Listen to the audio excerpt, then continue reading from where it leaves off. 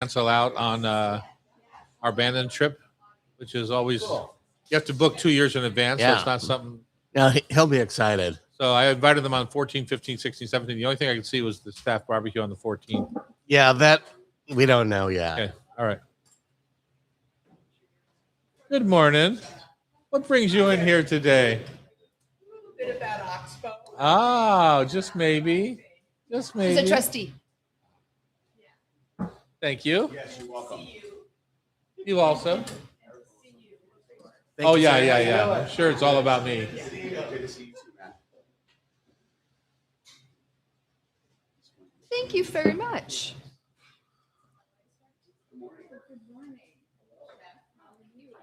Oh, that's delicious.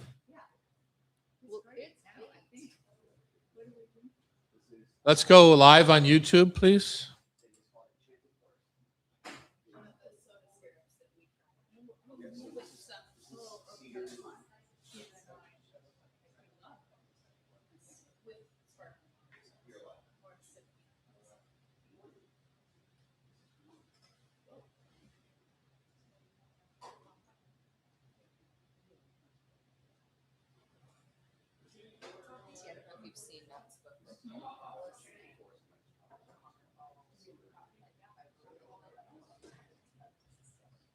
You know, he's and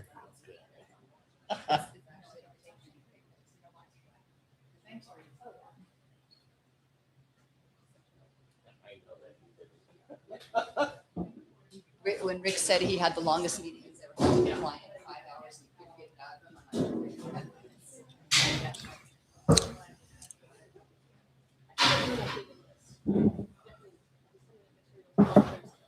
Oop, volume up. All right, we're going to get rolling here today. We started at a wee bit different time than usual, so we're thinking that maybe a few of our guests We'll show up at 9. might be running a little bit late. We have restrooms down this way. 6134 is the number. Taylor's going to be on social media today. She'll be roaming about. Rashida is our chef this morning. She likes to order food from everyone else, not make it herself. And what else do I have to tell you? Dave is on tech. Becky is our producer today. And if you have to get up at any moment, just do it. You don't have to wait. You can talk amongst yourselves, no problem. Feel free to get up and pee whenever you need to. And Becky, when is this show going to air? This is going to be this weekend on Cairo from 4 to 6 on Saturday and Sunday, and then from 7 to 9 on Sunday. 4 to 6 on Saturday, 7 to 9 a.m. a.m. Wow, that's a change, isn't it? Yeah. No, that's been that way for Really? a year. And then it publishes to podcast by about 6 o'clock on Saturdays, sometimes earlier. Okay. Saturday, not. I always thought it They was wait to Friday. run it first. They used to. Yeah. ET is co-hosting today. I'm here. Happy to have you. Welcome back from vacation. Happy to be here. I'm a year older since I saw you last. I know. Happy birthday on the thank you, 2nd. thank That's you. I thought But about you. still just as handsome. Yeah, that's it. What are you laughing at? Nothing. Welcome to the Hot Stove Society Show on Cairo Radio. I'm Tom Douglas, I'm Chef Eric Tanaka. the James Beard Award-winning chef. I don't think people remember that about you. I can barely remember that. It's been a Quite while. a while ago. You and I both won for the Dahlia Lounge many, many years ago. We're coming to you from our kitchen studios here at the beautiful Hotel Andra in downtown Seattle, 4th and Virginia, home to some of our finest businesses, right? This Yes. corner is Lola's on the corner, Serious Pie is on the corner, Neb's around the corner, Dahlia Bakery's around the corner, and of course the hot stove upstairs here on the 2nd floor. And Palace is truly Palace around is the corner. literally around the corner. Yeah, this is we're in full throttle when we're in this neighborhood. This is the Hot Stove Society radio show that we do every week, 2 hours. Mhm. We hope you enjoy it and hang in on our conversation and plant a plant or two while you're listening to us. We just planted, we remodeled our front yard, and we are just planting now all the trailing herbs. Prosser or home? Home. This Okay. is home. So all the trailing rosemary and trailing Mm. thyme and all the things to kind of drape the rockery. So looking forward to seeing this in about 5 years when it actually grows in. It'll be super fun. We serve a nice hot breakfast during our recording. Today it's from Lola. Our guests are going to eat from Lola, and some days we make it ourselves. When we have enough guests, we make it ourselves. But today we're ordering from Lola. You can also watch us live as we record the show. Typically we record on Tuesday mornings. We go live The following weekend. but you can watch us live on Tuesday mornings if you'd like. During or any time after. Right, you can pick up the show anytime after that on YouTube. Check out our YouTube channel.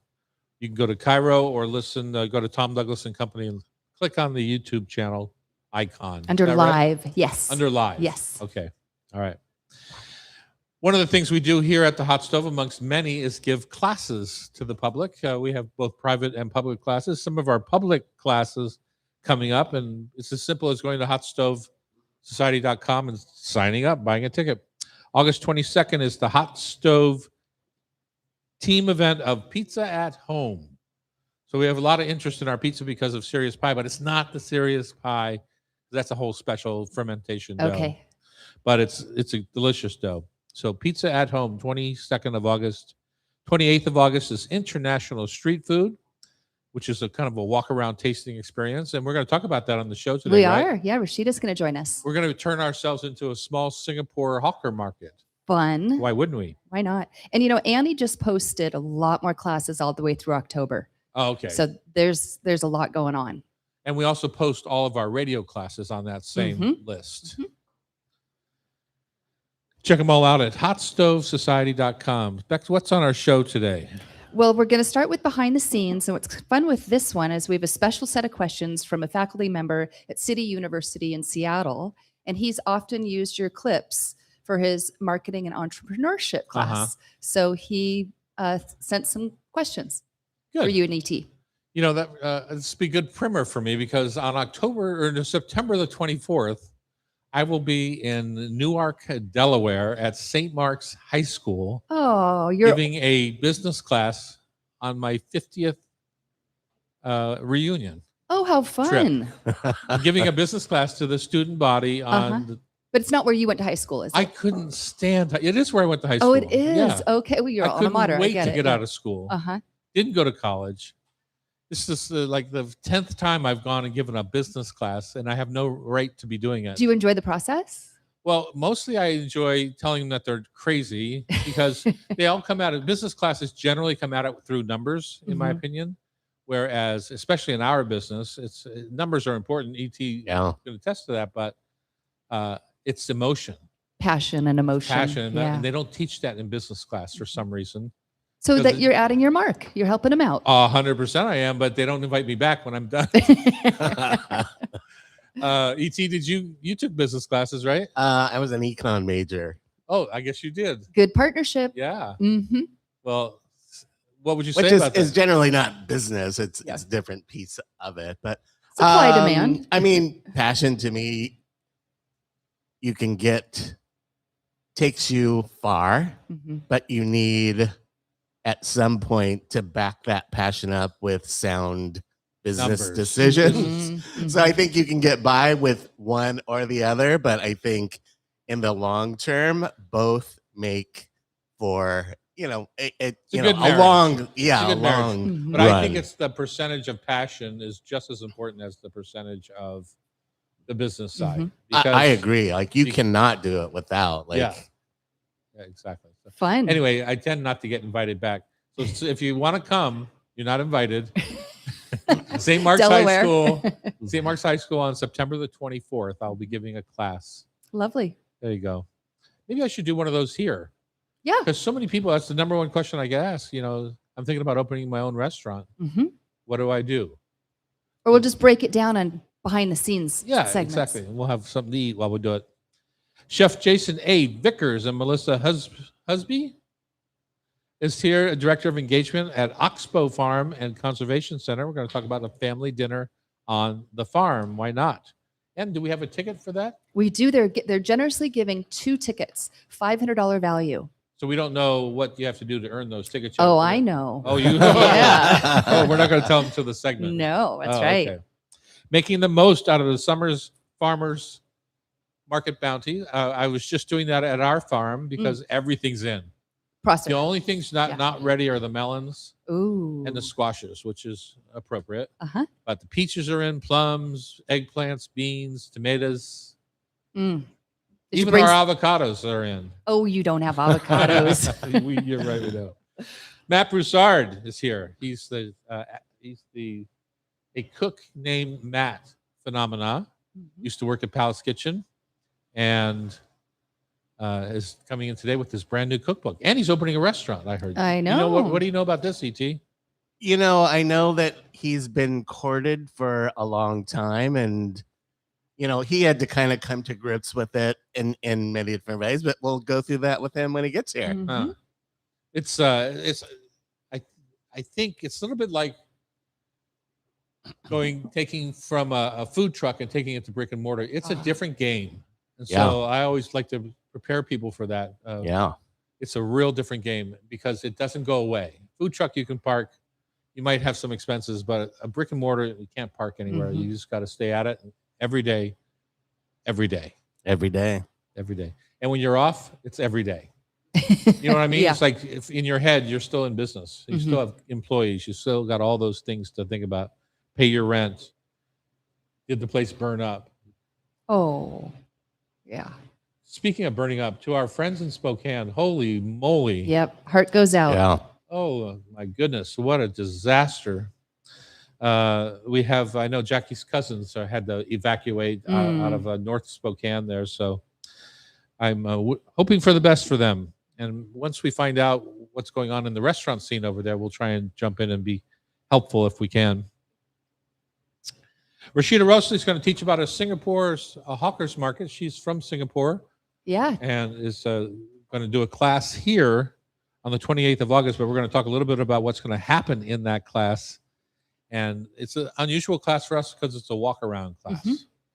Summer Wines with Michael Tier, Pike and Western Wine Shop down there in the Pike Place Market, very tippy north end of it.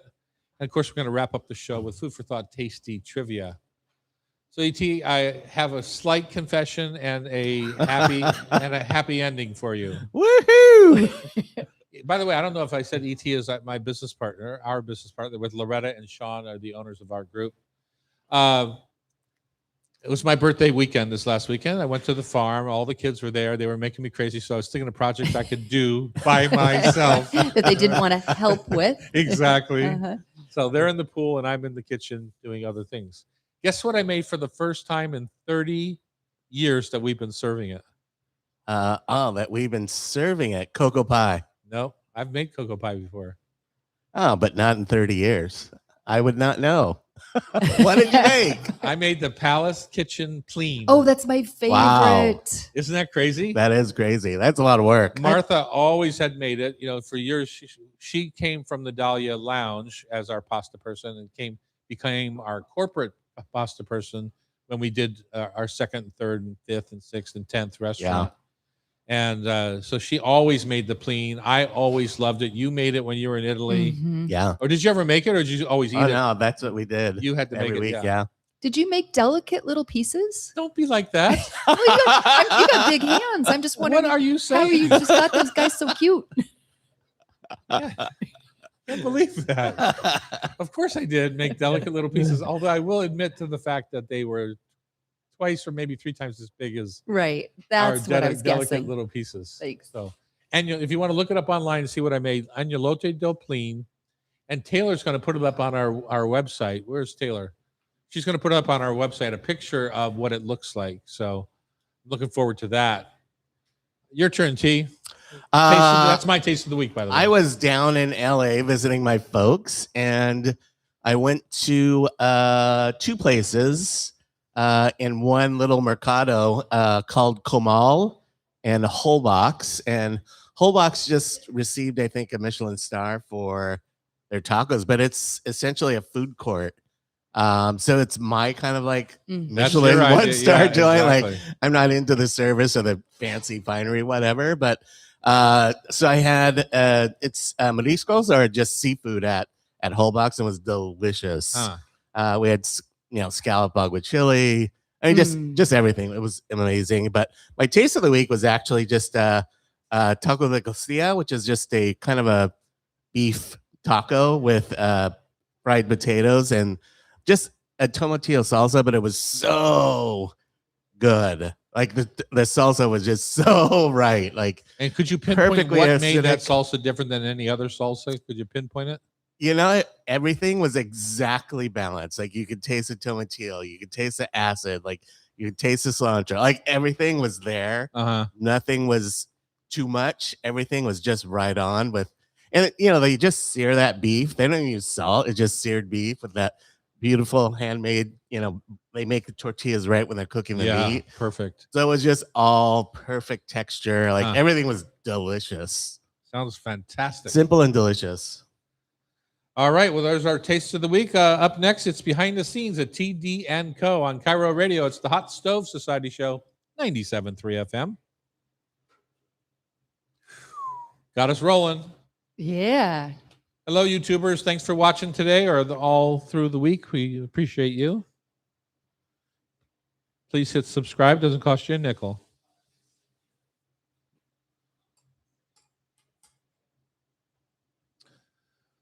You know what I found out is that Carmen, our coworker at the farm, watches us.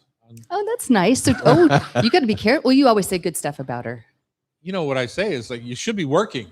No, you don't say that. I don't say that.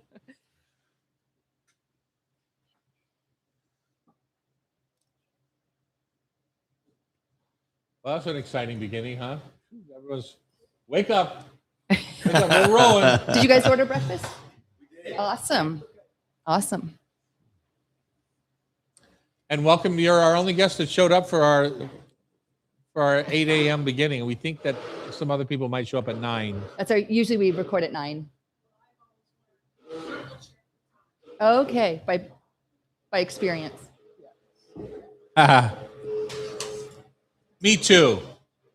Although one time in 23 years, I think I was late. Yes. Yeah. Can we say it's 24 years now? When do we know? No, When's our anniversary? 23. It was September. It was 23. Okay. Or maybe February. I'll Well, do there's, some they're research. 6 months apart.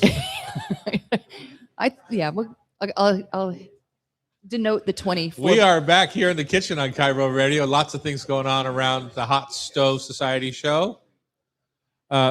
Becky, this is your segment. I'll leave you to it. Well, what's fun with this is behind the scenes at TD & Co. And folks love to hear the insides and outs of the restaurant business. You know, I'm thinking too, like how we can be better guests, you know, how everybody's experience can be better, kind of hearing your perspectives.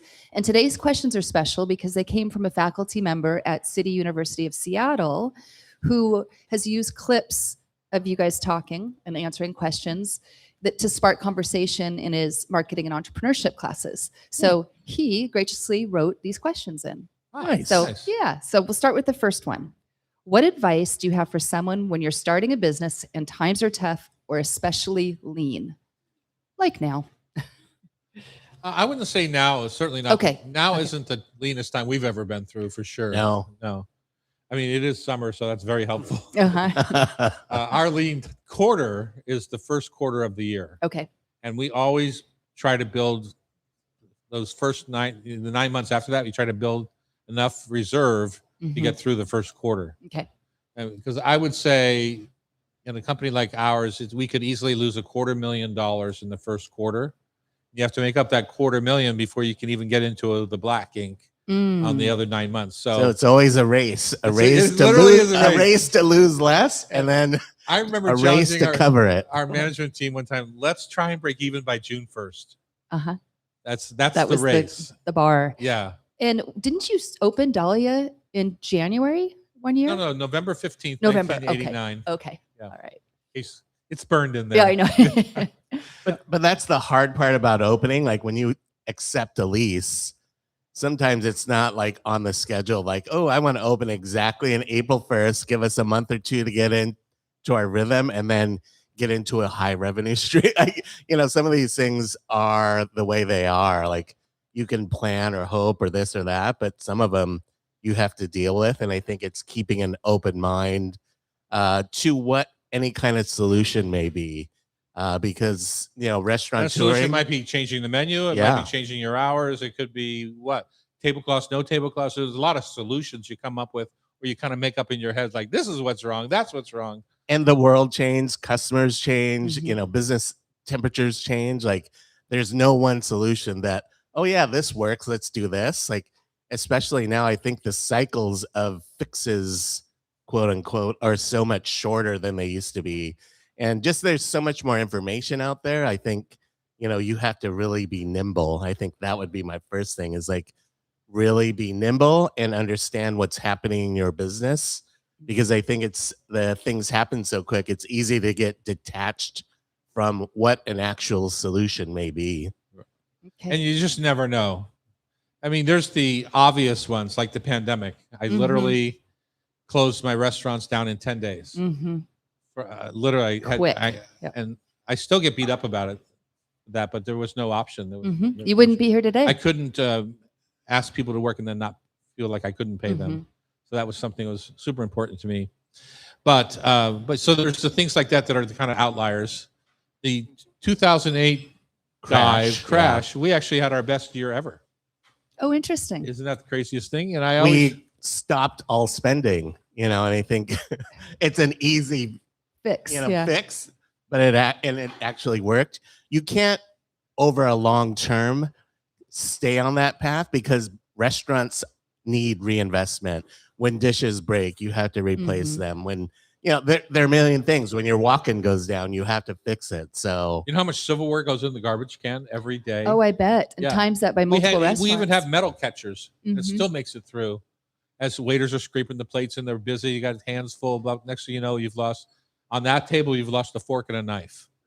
It's just crazy little Yeah. things like that you don't think about. So, Okay. Well, that's but what would you say, ET, was our most difficult period outside of the outliers? Of course, the pandemic was hard. I think for me, the opening was the most difficult. Before I even met you, was for me where I lived on the edge for a year of don't know if you're going to make it or not.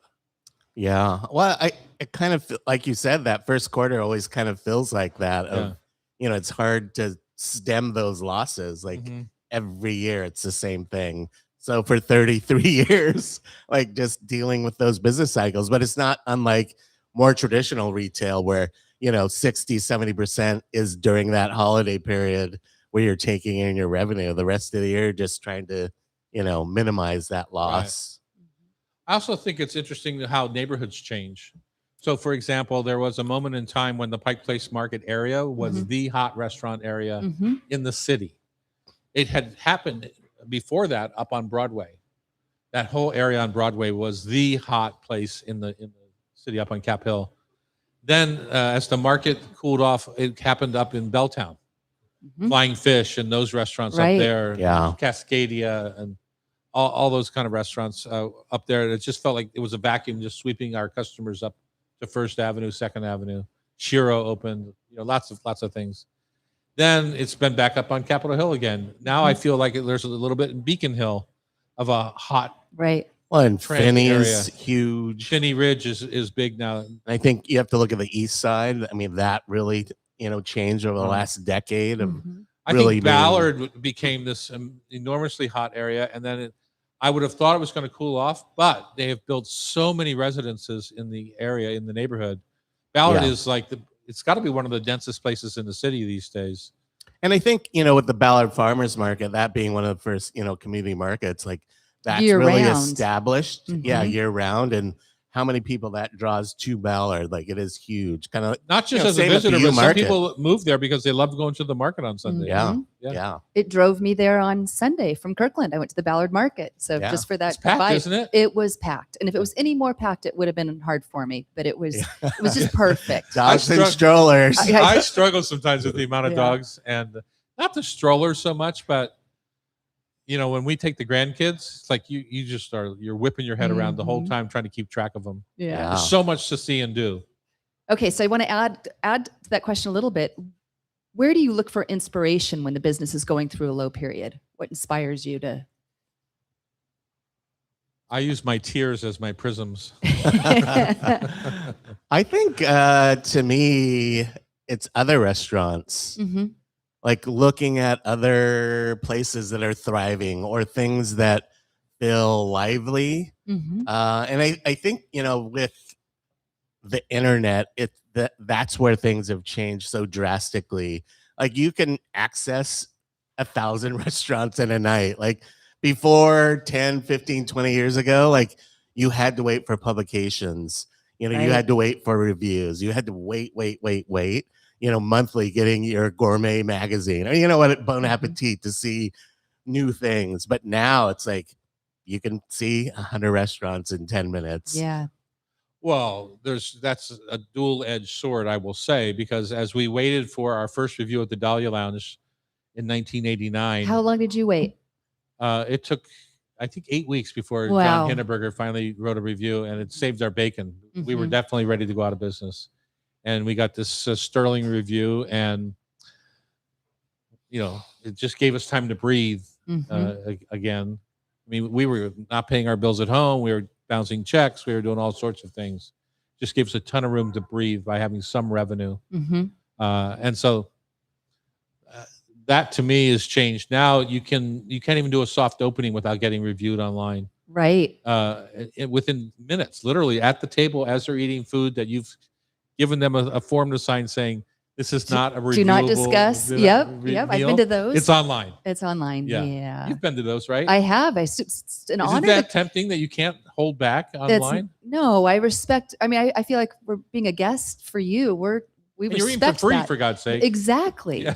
So, But I think that's where things have changed. It's about discovery, and you want to be the first one, online to discover that, and Mhm. one of the first creators to put that out. So it's a different medium. Like it's just faster. Mhm.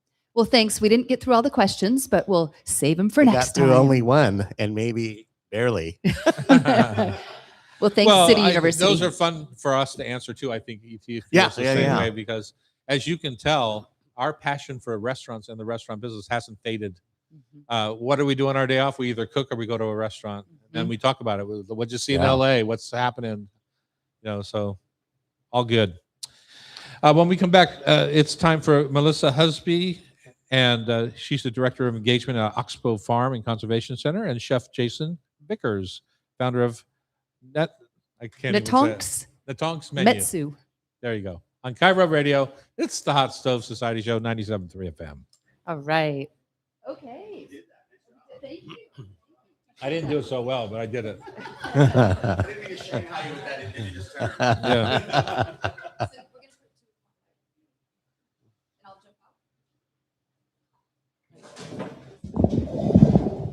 No, I want you to stay on. They can share a mic. You just have to talk close to it. So come on up. Hair's down. Hey. Hi, Taylor. Taylor's hiding behind the corner. I am. Yes. We're over here. Yes. Yeah. Here, I'll sit back here. I have a real, So, I have a real projecty voice. So it won't You be still have to be These right up next to mics, the yeah, mic. you have to be right on it. And you can take a moment to just pull it over and We have an editor. So whoever's speaking, How about just that? pull that mic. Nope. no, Nope. no, a little more like this. yep. Yes. Or Perfect. just pull it to you, then you don't have to stretch. And then when Melissa's speaking, she can do the same. She can yank it over to her. Mhm. Give me that mic. Give me that mic. You Now. big hog. You mic hog. You guys notice the Keith Haring tattoos? You guys remember Keith Haring from? Oh, yeah. Yeah. Lifelong fan. Yeah. Yep. Do we remember Keith Haring? Yes. Is that what you said? Yeah. Well, I think that the new folks That probably was don't. our era. That was our era. And I was going to look through my Swatch collect. I used to work for Swatch, and Keith Haring did a special series. I was going to look through it, but I didn't get. You didn't have any with the Keith Haring hand. Oh yeah, I have all that stuff Yeah. in boxes. Really? Yeah. I was worked for Are they Swatch. worth millions now? Some of them were worth. When we back during the day, there was Alfred Hofkunst was. They were starting at $20,000, and I Wow. think the diamond one went as far as 100. Uh-huh. So crazy. And you have one in the box. I have a box of things. Yeah. Uh-oh. She's not telling. Mhm.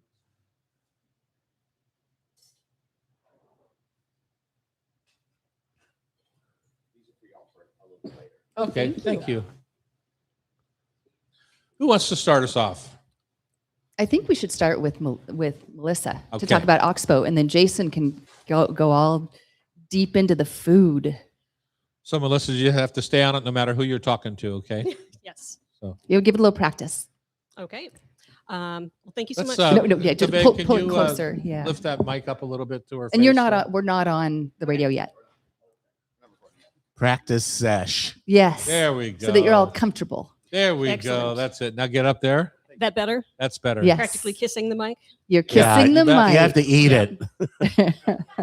We Eat put the mic. we put pepper flakes on it so you remember There you go. you remember us. All right. We're back in the kitchen on Cairo Radio. It's a Hot Stove Society show. We're in the middle of a busy afternoon, morning, whatever it is. Mhm. We have some folks from Oxbow with us, Becky. We do. We've got Melissa Husby, Director of Engagement at Oxbow Farm and Conservation Center, with Chef Jason A. Vickers. He's the founder of Natonks Metsu, which means feeding my cousin. It combines traditional indigenous foods and knowledge to present curated meals, catered events, classes, and stories. He's full of Fun. them. Yeah, So fun. they're both here to tell us about their event coming up. So All right. welcome. Melissa, let's start with you. Thank you so much for having us. So I've spent the past 2 decades working to raise visibility and support for nonprofits doing important work across our communities. So I was just thrilled to join Oxbow Farm and Conservation Center last year. After growing up in Alaska and moving to Seattle 12 years ago, I've just felt so lucky to live in a place where we are surrounded by the beauty and the peace of the outdoors. And that experience, like a lot of people who live here, has really given me a deep commitment to caring for the land so that it can care for us in return. And that's exactly what Oxbow is all about. If you haven't been to Oxbow before, we're located in the Snoqualmie Valley, about a half hour east of downtown Seattle. And we're here to engage people in the dynamic relationship between conservation, native plants, and the food we eat. So what does that mean in concrete terms? In a typical year, we grow and sell about 20,000 Washington native plants, working to connect people to these beautiful and resilient species and encouraging our neighbors to use them in their backyards and local landscapes. We also welcome school and camp groups, offer environmental education programs for all ages, recruit volunteers for hands-on habitat restoration, and put on fun and joyful community events that engage more than 8,000 people a year in learning about the natural world and how to take care of it. And you donate all your food. Is that correct? Yes. Is that a new initiative? It is new. Oxbow is also a working farm where we use sustainable practices to grow certified organic produce. And as of 2025, I'm proud to say we are now donating all of our produce to local food banks and food security organizations. So we shared over 50,000 pounds last year, making Oxbow the largest donation-only agricultural grower in King County. And this year we're on track to increase that number substantially. Wow. Well, congratulations on that. That's awesome. And you've got I want to talk about the fundraiser real quick that you've got coming up, and then we can have Jason talk about what's going to be at there. Yes.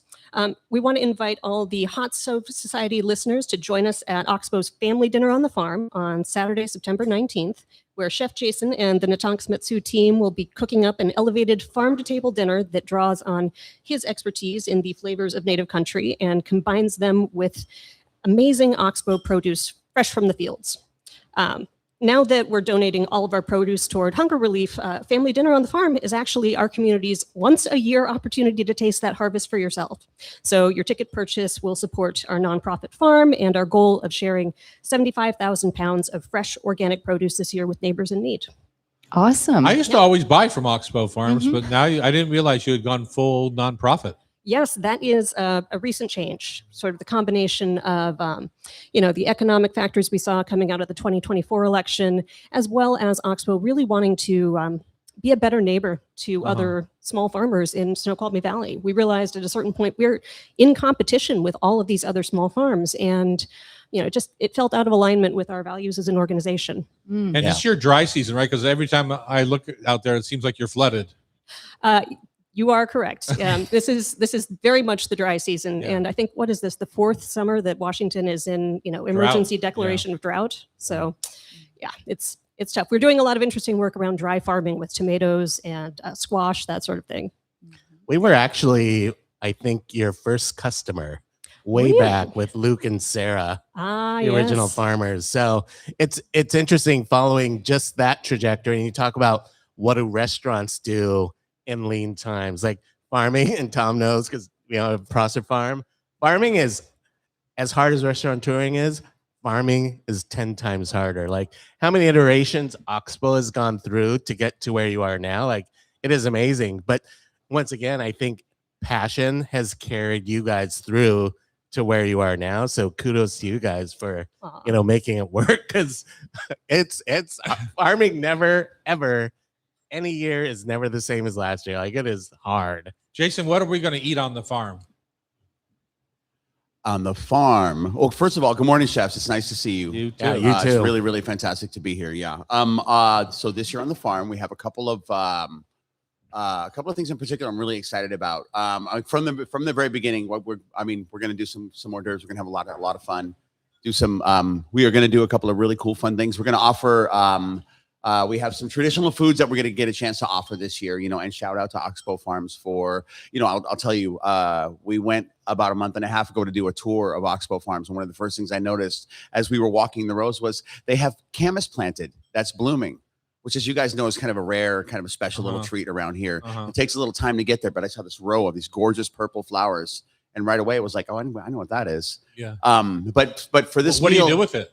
camas? Yeah. Camas is really interesting. It's a bulb, and it looks like a little spring onion, but it acts like a little potato. Huh. You know what I mean? It's really neutral. It's a blank canvas.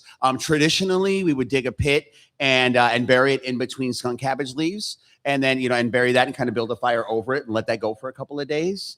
In fact, we get to go up once a year up to the San Juans, and there's a little island called John's Island, and they have these 400-year-old pits, and we get to bring a group of native high school students up there and kind of show them this stuff every year. It's a lot of fun. Very But cool. but from there, you can really kind of flavor them and play with them however you like. So, but for the meal this year, we're gonna start with we have a salad featuring all kinds of cool stuff, really, like some beans from the farm, you know what I mean? And in true farm fashion, it's still TBD exactly what kind of beans we're Sure. gonna use based Yeah. on how Yeah. things are growing. What's And what's beautiful. happening there. Yeah. And then, we're gonna lay lots of radishes and just layers and layers of like fresh things straight from the farm there.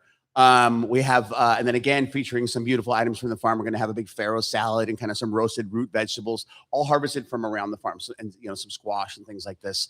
We're going to, every spring we harvest nettle pesto all around the PNW. So, so every now and then I get a call from farmers or people who say, hey man, because I talk to people all the time, like, listen, if you have nettles, call me. People call and say, hey, I have this nettle problem. And I'm like, that ain't no problem at all.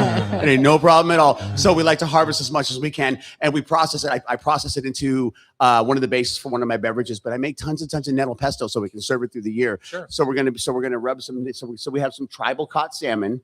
Shout out to my friend Scotty up in Marysville. So I have a couple of people that I really love to buy tribal caught salmon in particular. So I have a friend of mine who works the dock up in Tulalip Bay, and I give him a call, and he goes down and kind of talks to the guys down there, for what's happening right now. So I love telling people like, hey, that salmon we're going to serve Friday, still swimming around in Tulalip Bay right now. Yeah. It's nice. But to that point, the other thing that's important to me to do is bounce a dollar around inside the indigenous community as many times as I can.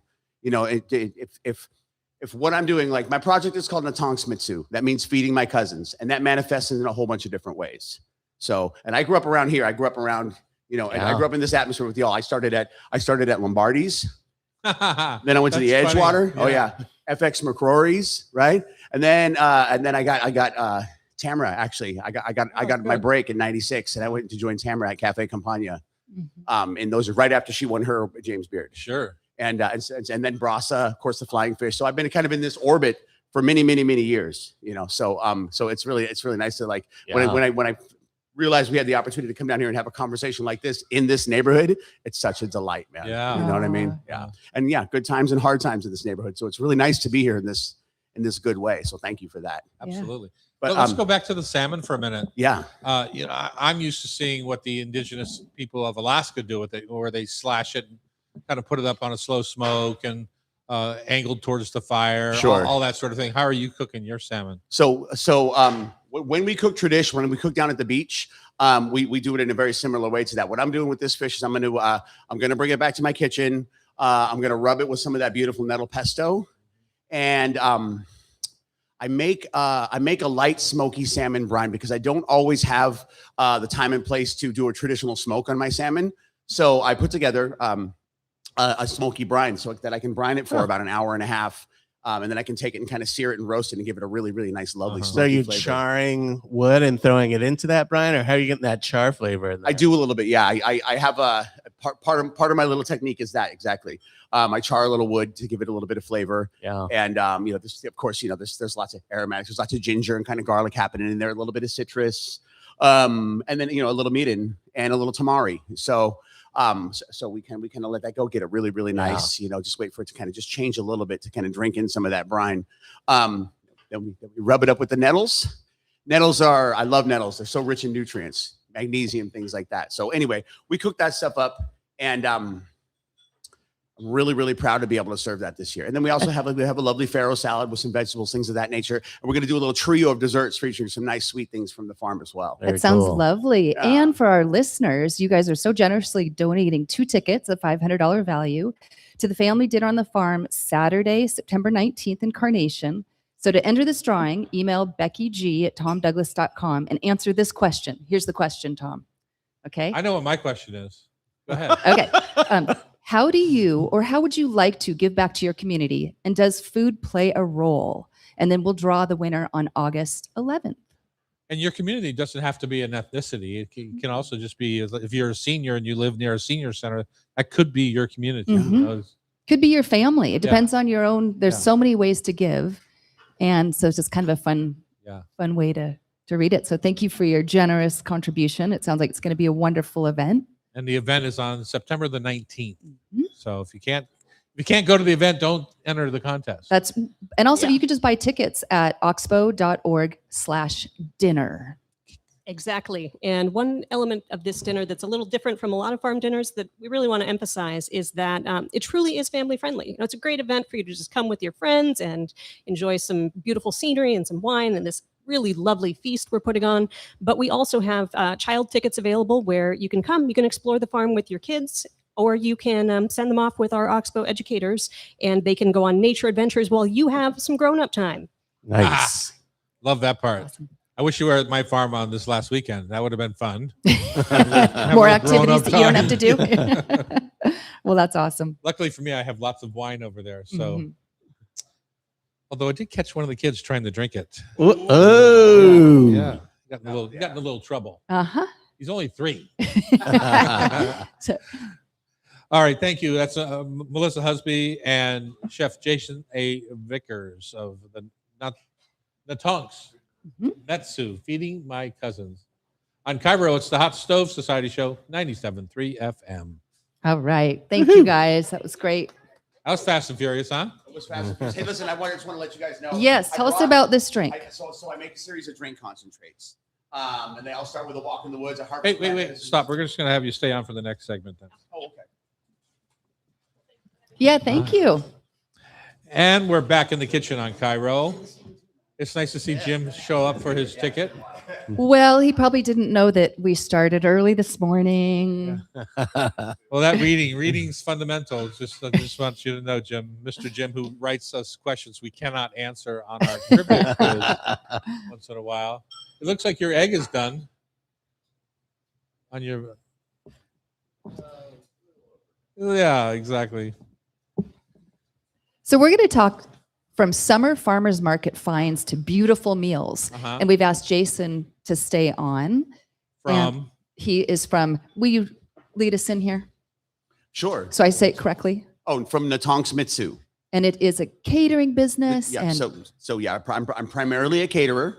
Once I left Campania, I went to work for Lowell Hunt many years ago, where I learned the terrible game of catering. It's a We're tough with game. you. That's right. That's right. So we do that in lots of community-based work as well. But I also curate a collection of drink concentrates. All right, so that's what I wanted to make sure you got to talk about because Yeah. it's sitting here in front of me and it's delicious. Thank you. This one is called Enchanted Forest. I kind of get a little kick out of giving them cute names. We all know the Enchanted Forest reference around here. But so this is my cedar lime syrup. Uh-huh. Mm. And I have I just actually I took a trip last weekend home to my ancestral territory in central Massachusetts and harvested a bunch of sumac. So I'm grateful and proud to say we made our 13th flavor, which is sumac tangerine, just this week, and we'll be offering that one soon. Cool. But yeah, so we have a collection of all kinds of from everything from sweetgrass to bare root, cedar, nettle, all kinds of traditional plant medicines. I decided years ago that I wanted to gather these things up and kind of keep a conversation going in a different way. Sumac is one of those underutilized ingredients. What would you say is from somebody like myself, who some nights I'm doing like this Barbara Trop Chinese dinner, or some nights if I was to do an indigenous dinner, now recognizing the fact that you're from a tribe in Massachusetts, Yeah, and here I am in the Northwest, it might be very different. true. But what's the most surprising ingredient that gets overlooked when people are trying to cook indigenously? And I've been to the Smithsonian Indian Museum, which Mr. Trump is trying to close down. I've been lots of places, but I think we think of salmon berries and corn and a few salmon itself. What's an ingredient that we just look over? It's right in front of our face. I think one of the things that we that we miss because we're so used to a homogenized version of it. I'm gonna just go ahead and say is corn. I'm gonna tell you, in my kitchen I have 6 different kinds of corn that we get to play with. Everything from Navajo blue corn to white Flint corn that I get from Pequog Farms, my cousins back east, and all of the different uses for it. But lately, some of the most surprising ingredients have been. I've been playing with a lot of different kind of more unusual proteins, a lot of like smaller game birds and things like this. As we go through and discover the different flavors and the different textures of these birds, and we realize it's not all like chicken, Right. Like It's grouse and grouse. There are several different types of pigeon, things like this. Yeah, and they're really. I mean, I don't need to tell you guys. I'm sure that you guys have seen and touched, but like they're just gorgeous. The variety is so cool. we had a covey of quails, maybe 50 quails walking through the yard. Try to chase them? I felt like our German short-haired pointer. I was just staring at them, thinking about how I would. What you work do them. it. They were just cute as could be, They're but so they looked cute. delicious. Summer Bounty. Summer Bounty. So we talked about, and you'd be perfect for this. So went to the Kirkland Farmers Market, and a few days later, the Ballard Farmers Market, made beautiful gazpacho, made a corn. I had some Dungeness crab left over in the freezer. So I made a Lovely. corn soup, which was really good. But then I also had all these leftovers, like huge carrot tops. And you get 2 little fennel bulbs, and you've got all this fennel fronds. And then I got beets, and I had all these beet greens. So I'd love your help on, rather than just putting everything in the freezer and throwing them in my smoothies, what other fun things can you do with those items? Tops. Tops. Yes, they are. I tops. mean, beet greens are easy. I mean, that just saute those up. Like Yep. any other green. Yeah. I think as Jason was talking about earlier, pestos. I think those kind of things make great use of tops in that Mhm. way. And then carrot tops. Back in the day, they used to sell them with the carrot, so you Yep. knew how fresh it was. Yep. Back And I in the think, day. now it's like Yeah. you never see carrot tops anymore commercially for sure. Unless you're buying fancy. I don't love them. I got to say, it's not my favorite flavor for some reason. I love Well, carrots. it is very vegetal for Yeah, sure. yeah. I did. It's like when he was talking about nettles, it's like, no, thank you. not my thing. You can have my Tom's nettles. always hated nettles. But I think, it does become a base. It's not like nettles are a little bit different. I think, you can cut them into ricotta, Sure. make a pasta, filling that way, or same thing. It's more a seasoning, or, you're flavoring something else. You're not just eating fennel fronds by themselves. Right. Mhm. I think, Tom does these pork roasts where he'll add fennel fronds, or, Oh, that's a big good rosemary idea. sprigs, or Just tie 'em things on. like that. Yeah. Yeah. That's a great idea. And it was, again, it was at the market. So the tops were bigger than the carrots themselves. And she said, do you want me to take them off? And I hesitated. Like, well, do I want those? I really don't want those, but I should take those. And so I did take them home. And I made- think, And put it in the cutting compost them bin. Not yet. cutting them into salads, those fennel fronds. did do that Yeah. in a green salad last night. I took both the fennel and the carrot Well, I tops. think people often throw away the stalks of the fennel when they're perfectly edible. You just have to. It's like to me when you're using ruby chard, right? And you Mhm. pull the thick stem out because it doesn't cook as fast as the Right. leaf. That's what so you you- do here. Yeah, so you You- cook the stem separately, Mhm. roast it, caramelize it, blah blah blah, and then add it to the sautéing or charred leaves.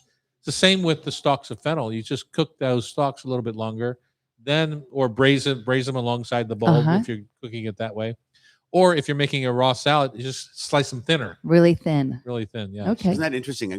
Growing up, learning things like French cuisine, we learned to really fuss a vegetable, right? Really like we're just gonna fuss it. We're gonna Handle it. Yeah, exactly. We're gonna tournay it. We're gonna do this. We're gonna do that. And I remember, like, as I came back into working with Indigenous people and learning some of these things, I'm a reconnecting Native. So I grew up as a city kid, and as an adult, through like changes in lifestyle, I came back into like learning about culture. So I already had these habits with like playing with my food and like really fussing things, and all these, like the auntie would reach over and slap your hand. What are you doing? What are you gonna do with that? You know what I mean? It's like the Yeah. chef used to weigh our potato skins and be like, we're throwing this away. This is waste. You know what I mean? But they hold them up and go, oh, we're gonna eat these. Yeah. Yeah. Like, make no mistake about it. And it was all of these pieces, like pieces from the But chard. it's also just more about respect for the product. Like That's you're right. not This- throwing this- away. And the effort that of the work. farmer, Yeah. because That's right. farming, as you've said, ET, is not an easy chore. No. That's Not at so all. true. So the plant gives itself to us in our traditional way. I'll tell you, the first time I went out to Kalispell and we harvested a bison, and it was 5 o'clock in the morning and the sun was coming up, and I was up to my shoulders in this bison, taking, as we immediately start taking care of it, like you learn a different reverence. Yeah. Like if the chef takes a walk out in the woods with a hunter, something's going to happen. Like he's going to learn. They're going to learn something they may not already know. And my hope is that they'll come back a little different, and the way that they touch that food and treat that meat is a little different.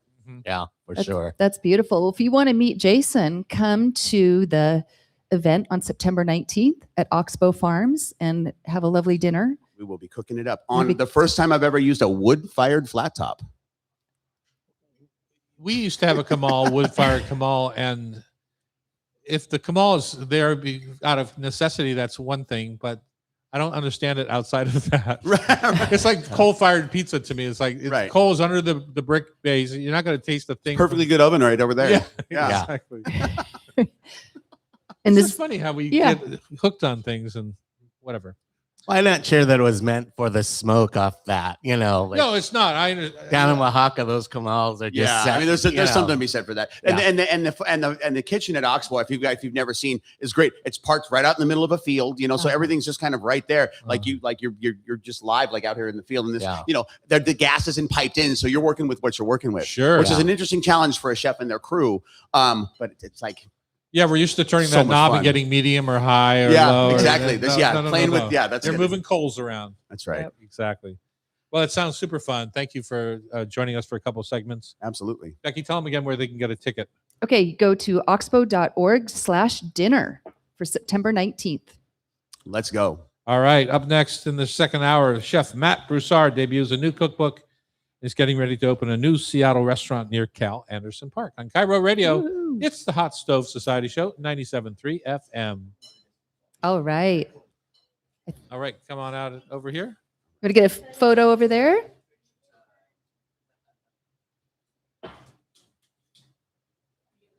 Yep. You're the cream to our Oreo. Cute.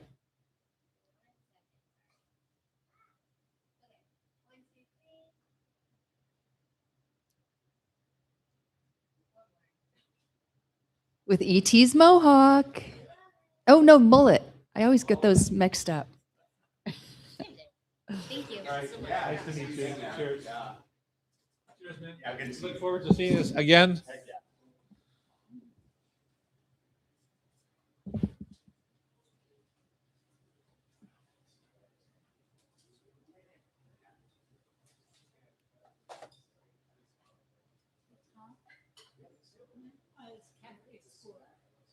Cafe Sport opened in '84. I left in '89. Yeah. Well, I left to do something. And the minute I left, we got pregnant and figured that out. And so then doing something became more important to find something. So we What's up, started. buddy? I never wanted to own my own restaurant. It wasn't a driving force for me. But my uncle, Jackie's uncle, always wanted to put us in the business, and he could afford to. He produced the Walter Cronkite Evening News for CBS television and all that sort of thing. So he had money. So he loaned us 50 grand, and we looked at different spaces, and ended up here. 1984. So. And we had a baby 5 months later. Who's now my co-host some weeks on the show.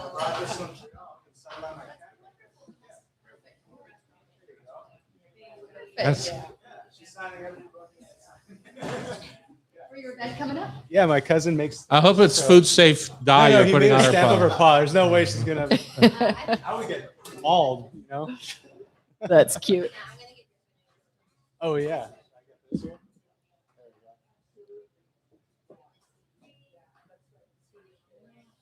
Did you get my picture of the? I have to respond to all those that I got. It was very lovely. Man. You guys still have that? Oh I yeah. remember Chef Nate and we like plated some chicken on that for a Oh, picture. That's nice. It's That nice to exact get it one. in the. Yeah, totally.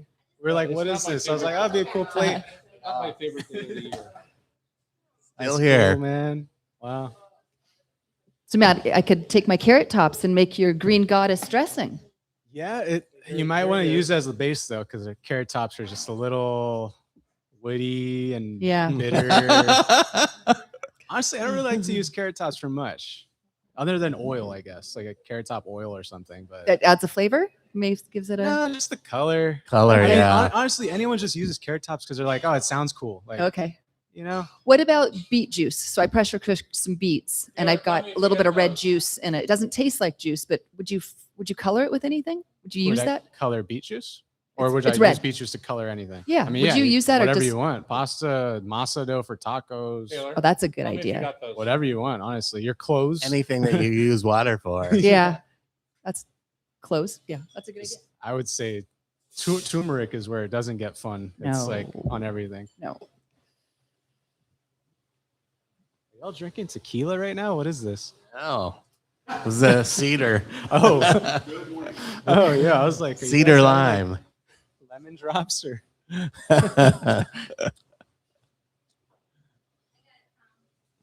hi. Both, right? The making and the platter of them.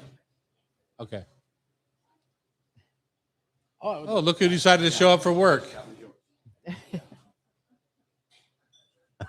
Anders is almost as tall as Annie already. So cute. Anders, what age are you projected to be taller than your mother? Next year. Did the doctor tell you you're going to be 8? How old are you now? So you have 1 year, Annie. Next thing you know, you'll be going like this. Go to bed.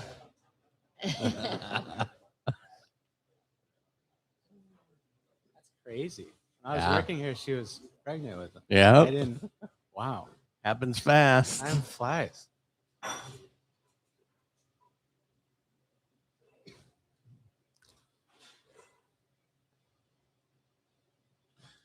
I saw your thing in the Times, and then I looked at the comments, and within one comment, I was getting trashed on there.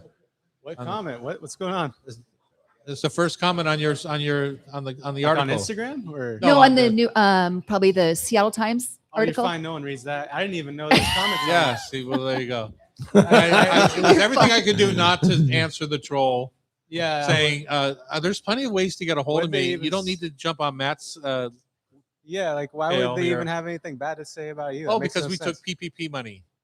Oh, Not come unlike on, man. the rest Everyone of needed America. to do that. Yeah. What about like everyone else, like Bezos and stuff? Like, come on. You wouldn't be here now if you didn't. I know. Well, I would be, but just not in the No, same no, form. exactly. Also, I think there's a paywall on that thing because like people were DMing me like saying I can't read this. So I was like, no one reads it. I mean, Yeah, I think It's they just something- paywall comments now. yeah. For the and- Times. You have to Any be a way to figure subscriber out at. some revenue. Yeah. Matt, pull the microphone closer. It's really How's that?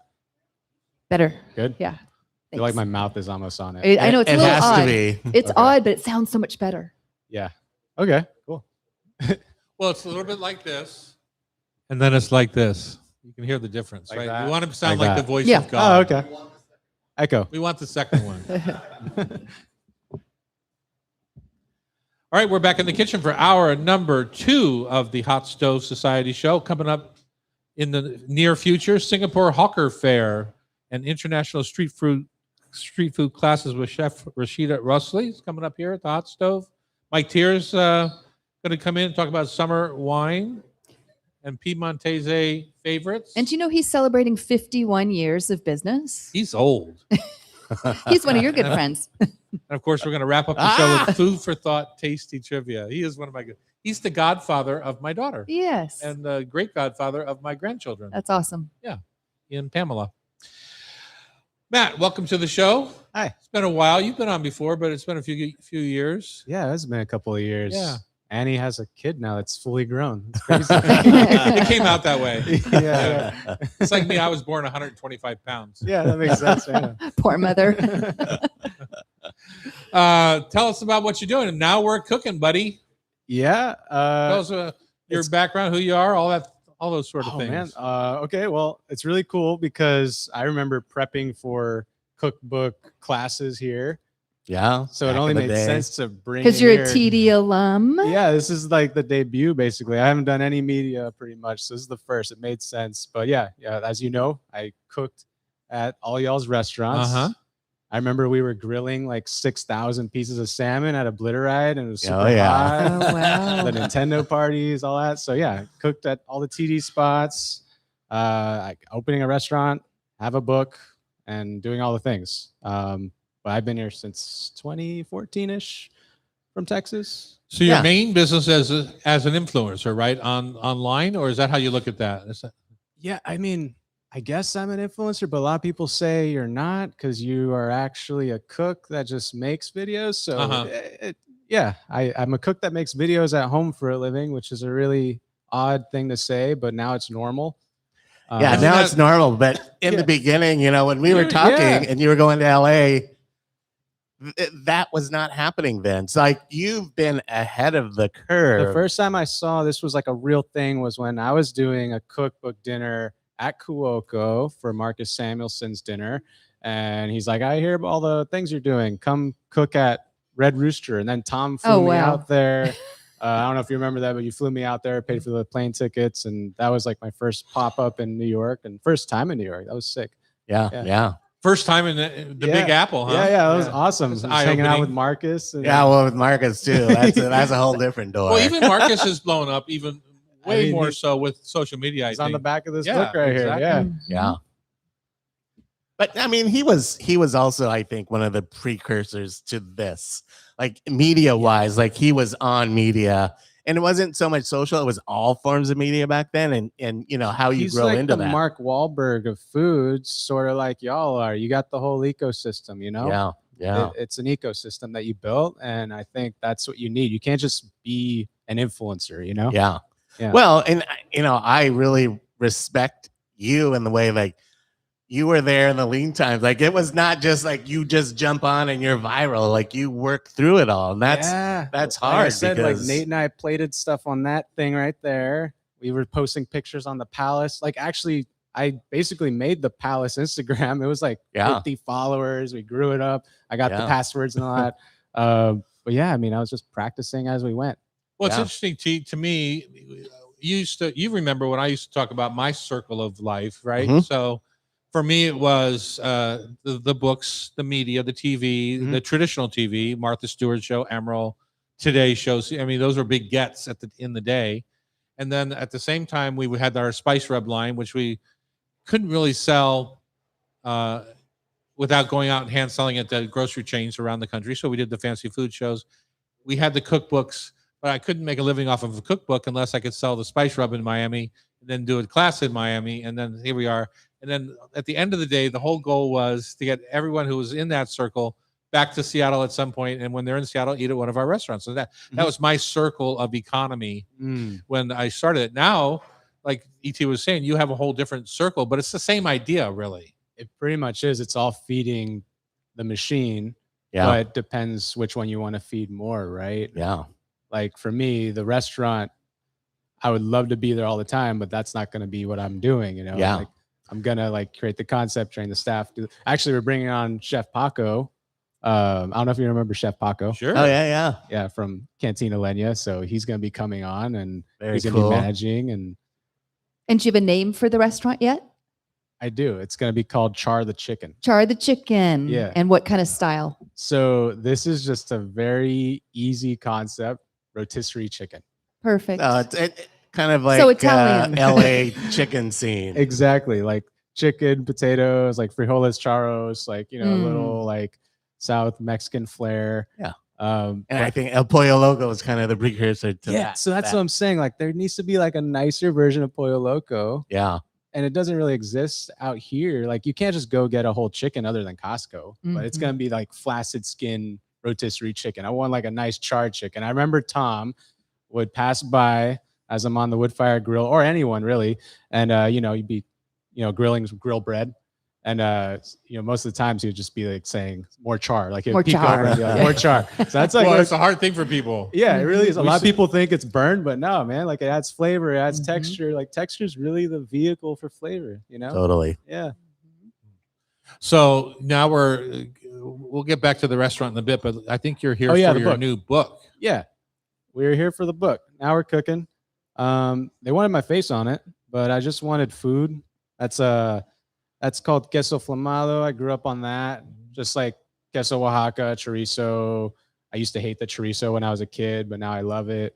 and you make your own. Mexican You've got or some. Spanish style? chorizo? Mexican style. yeah. Like, yeah, not the charcuterie, but yeah, and all the copies are signed. I don't know if you could see there. There you go. Signed by my cat and me.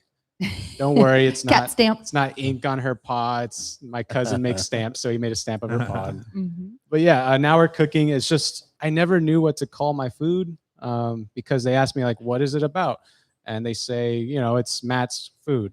Yeah. And that's a funny thing, knowing you, I can see you in those recipes, just That's all funny, of the 'cause I- influences. I don't know because like I'm jealous of a lot of my friends. They're like, I could claim Mexican or I could claim Korean or I'm doing tribal style. Like I don't have a thing to claim. I know? read Mexican and Syrian heritage, Texas upbringing, and love for Asian flavors. Yeah. So is My Does- grandma's full Syrian. That's why you see dolmas on there. But Uh-huh. the funny part is my grandma is a full-blooded Syrian that was born in Chile, Santiago, Chile, Uh-huh. but she grew up in San Diego. So like, there's not really like she doesn't have like a huge Syrian influence other than Uh-huh. like she could say it. right. I grew up in an all Mexican town. I'm Uh-huh. half Mexican, and I've got some other stuff because I don't know my dad. I don't know what he is. He's like Uh-huh. Cajun or something. But that's why I never really fit in because Mhm. you're like in an all Mexican town with a different name, Yeah. and you get served dolmas from your grandma. Like, what is that? Yeah. Like, But to me, that is a very American and more probably Yeah. LA kind of vibe. Like that's what I think true there's American so is, many like a different melting pot. ethnicities. Yeah. man. And then I was just this last weekend down visiting my folks in LA, and just there's so much of that. Mhm. And I think, whether you're trying to claim your ethnicity or whatever, I think now it's become a more personal narrative. So that's why, to me, that makes sense to me knowing you. Like Exactly it feels that. like you. So I didn't think realize you still that's had an family in important LA part too. of it. Yeah, I'm gonna be down in LA. And so you're going to be at Now with Serving, which Chef, is Chef a Alvin super Kalon. cool. I don't know if you know him. Oh yeah, it's Excellent. right in that complex. Yeah, there. we're gonna make burgers. I used to go there as a kid. I used to go to no there's way. a park, Alpine Park there. I used to go to community center there. No way. Yeah, so Well, it's really cool. His restaurant's in the old Chago spot, Roy Choi. Yeah, so- yeah. No, I've been there. Good stuff. Did you ever meet Solly Jude when you were cooking around Seattle? He was. I met him first in the early '80s when I was selling wine, and he had a restaurant on University Avenue called Avenue 52. I have not. And then he had his little pasta place, homemade pasta. And Solly went off to open Solly's at Green Lake, which is where Nell's is now. And Philip Mahalski has been Yeah, there for 20 plus years, 25 years probably. Yeah, at least. But he was a Syrian Italian cook. Oh wow. And really, I thought did a beautiful job of marrying delicately some of the Syrian flavors into Italian food. But You guys think sumac is Syrian? Like in Syrian cooking? I think of it as being Lebanese. I think- because yeah. I love it. Like I think Middle Eastern. I didn't really know that we had native. you were Well, talking we have about sumac at I our love farm. it. Yeah, I So, just yeah. didn't. Oh really? Wild At Prosser? sumac, yeah. Mhm.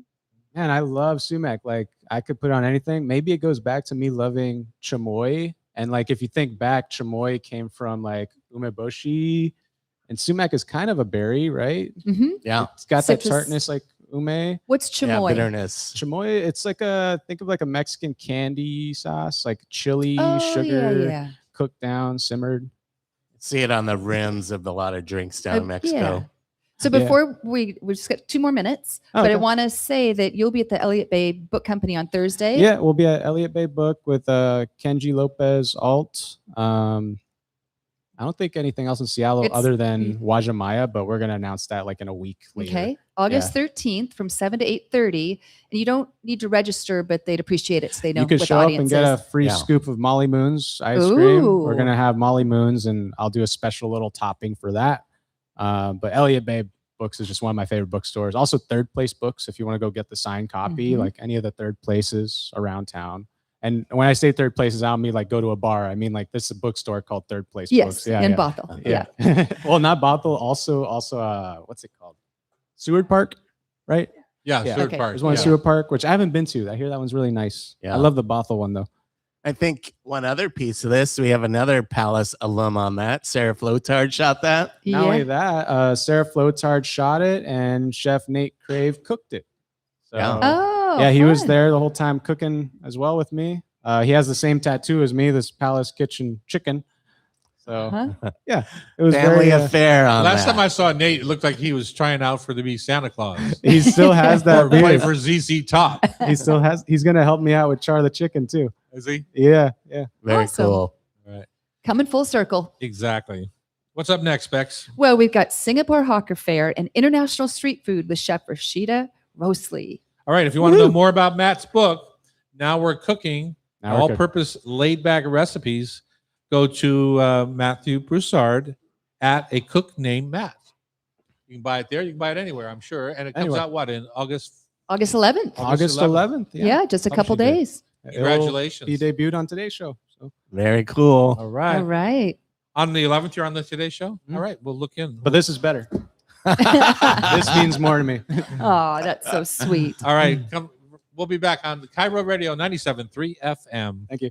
Thank you. Thanks, Matt. That's great. With the book.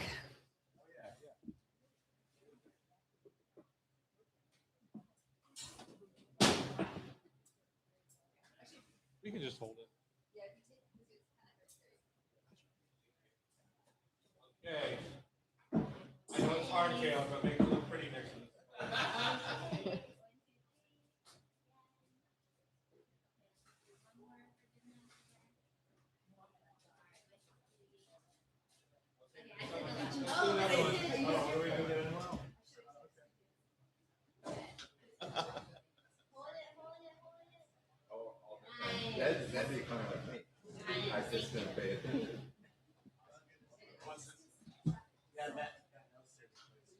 See, Jackie's I'll pick it up.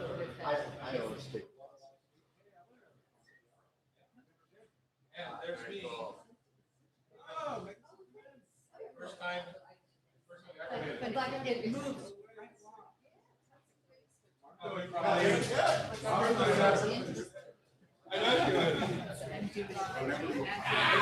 Why would you ever make that unless Mark was there? It was like, Yeah, no, it is monotonous.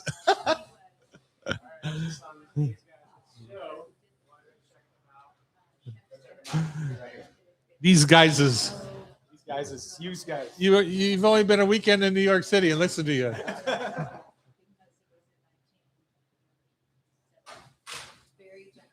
Rashida, whenever you feel like you want to come hang with us, do we have to beg you to come over?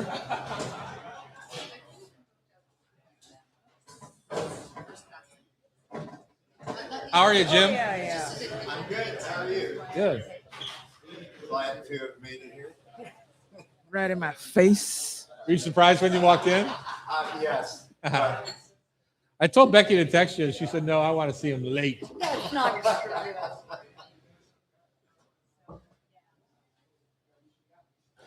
You're back. I'm back. Are you married yet? No, it, Tom? No. What's wrong with this guy? She does. Nothing. He's perfect. You got to get a picture of the back of her shirt. Okay, I'll come.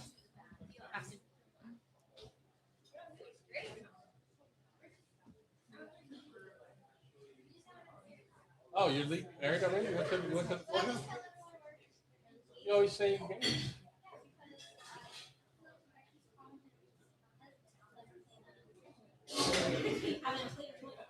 Why would you? They're overrated. We were a double ceremony. The judge came to our hotel room. The Seattle courthouse.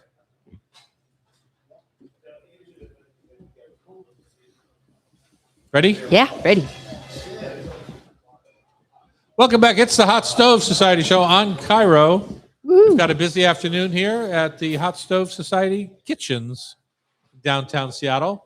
Beautiful Hotel Andra is our host hotel, and we are welcoming one of the most talented chefs in our world, Rashida Rusley, to the microphone. Woohoo! Thank you. It's a very grand welcome. Really? You deserve it, don't you? Oh, thanks. Yeah. She just lived through 2 kids' junior camps. How was that? Junior chef camps. That was so fun. The kids Oh, are so nice. I saw the pictures and it looked like it was a blast. I don't know. I see burn marks on my cutting board. Well, that so- was not from a child. That's from an adult. Oh, okay. That's in the building right now. I won't name names, but Whoa! It's the first thing he noticed when he walked in. What are these marks? Yeah, it was I know they happened originally here. after kids camp, is what I know. So Yeah, no, they weren't burning stuff. They're fine. They're Okay. cute. No one cut themselves. No one cried. All good. Awesome. Yeah. Wow, that's amazing. we do lots of funny things here, but when we have kids camp, Tom goes out of town. Unfortunately, I went out of town to 2 Be more with kids. With your own kids. at- Your own at the farm. kids. Yeah, exactly. Yeah. So, well, Rashida, you tell us your history. Why do you feel it's important to have a Singapore hawkers market? Well, because I think people here need to know about Singaporean food. Everyone knows Thai food, Vietnamese food, Japanese food, and I had I've- delicious Korean food last night. sorry, I had delicious Korean food Where? last night. On me, I think it's my favorite. I've On never Aurora. been there. Oh, It's if the I go, old Outback Steakhouse on 130th and Aurora cool, in the Cute. parking lot there. Must be right big. right behind the Burger King. nice. I like to go down to Federal Way for Korean food. Do you? Yeah, they have There's like such a big community, right? yeah north of on us. both ends of Yeah. Yeah, Linwood. yeah, it's great. Korean barbecue for like $27, all you Yeah. can eat. I don't get it. Insane. Yesterday, no. I said, Oh. I can't like figure out how- how yeah. they do it. Same. I'm like, there's a lot of banchan, a lot of salad, rice, and the meat. It just keeps coming. I'm like, how do you guys make money Yeah, out of this? I don't get it. I don't know. I don't. And the wanna one know. on me does a lot of prime and wagyu. Yeah, Yeah. like don't it's get it. well marbled meat. Too. I'm like, what's your source? Like, where's your plug? Let me know. You know? Yeah. Yeah. So last night I had a kimchi pancake and it came with all the banchan, like 8 Mhm. different dishes of fish cakes, fried anchovies, Kimchi. acorn jelly, Yeah. a little apple and cucumber salad. It was ridiculous. Fried eggplant, broccoli. Yeah. Do you like- Those are the things I didn't order. yeah, it's all just that there, banchan is you it's just know? there. Yeah. Yeah. I love it. And when he was on the show, didn't he say the number one selling was his chicken? Yeah, the Korean fried chicken. Yep. was Korean a fried hot- chicken Yep. with that savory, spicy red sauce. Gochujang? Gochujang sauce. Gochujang. Yeah. Yeah. So good. So tell us about your hawker class. What's that going to be like for guests? I'm gonna make like Singapore's quintessential dish, the chicken rice. You know, when you think chicken rice, oh, it's chicken and rice, but this is more. The rice is cooked in rendered chicken fat Uh-huh. with aromatics like ginger and scallion. So there's already a lot of flavor in that. And the chicken, there's 2 types, poached chicken and roasted chicken. I'm doing the poached chicken. So what I do is I scrub the chicken's skin with salt, kind of like exfoliate You're saying it a whole, little you're bit. making your hands a whole Exfoliating. chicken, Yeah. like a whole Well, chicken. you can She's use So looking it. at you like smooth. she's looking at you like she wants to do your face with salt right now. Yep. So yeah, you typically use the whole chicken to make this, but you know, if you are just cooking for yourself or 2 people, chicken thighs are fine. Mhm. But yes, exfoliate it with salt, rinse it, and then marinate it in Chinese wine. And then you poach it in a very seasoned broth. Again, with the same aromatics, ginger, garlic, scallion, pandan leaves, and daikon. The So- daikon adds a little sweetness to the broth, and then you poach the chicken. That broth gets all, flavored with chicken and sweet daikon. And then you drink that soup with your rice and you eat with your chicken. But the main thing is the sauces that go with it, which is what we're Ah. doing in the class too. Like ET says with tacos, it's always about the salsa.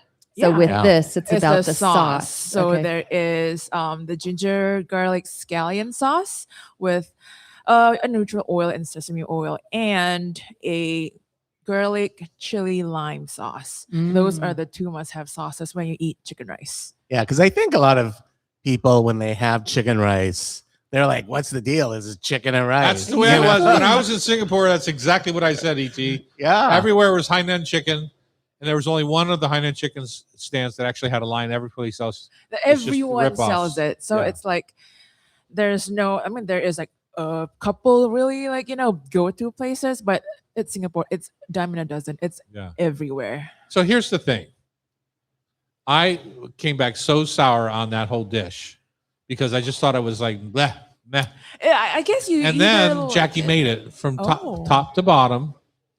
All the sauces, the slow poach. I think that's key. That's that the key, really yeah. low poach. So you can and let it render cool the fat. in the broth. Yeah. Yep. It Yep. was delicious. I also remember you said she took the skin and crisped it up.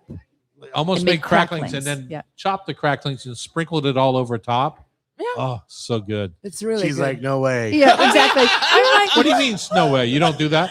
well, if you're doing poached, you leave it poached. But if you're doing the roasted version, sure. Your chicken can get nice and crispy, and then No, I'm not doing roasted. I'm doing poached, but we're pulling the No, skin but out. poached, you never do that to yeah. the skin. So the whole thing with the poached Well, chicken is Since when? it's for the skin. It's the delicacy is the slippery, soft, silky slippery skin. Yeah, it's And if you render the fat really well, it's almost like translucent, Yeah. and that's like the mark of a really, really well poached chicken. Oh, You let's guys- do a you guys are Jackie and you guys are Rashida. crazy. cook-off. no, that's the point of the dish in a funny way. You guys are crazy. It's your home. Do whatever you want. But You know, Yes, I'm a just so mutt. you I've know. come from many backgrounds. Maybe you guys could learn something. You full bloods could learn something from a mutt. Let's fight outside. And then will guests learn how to? They're getting a demo, but then will they get the recipe for it, or what? Yeah, will they they'll get experience? recipes for it.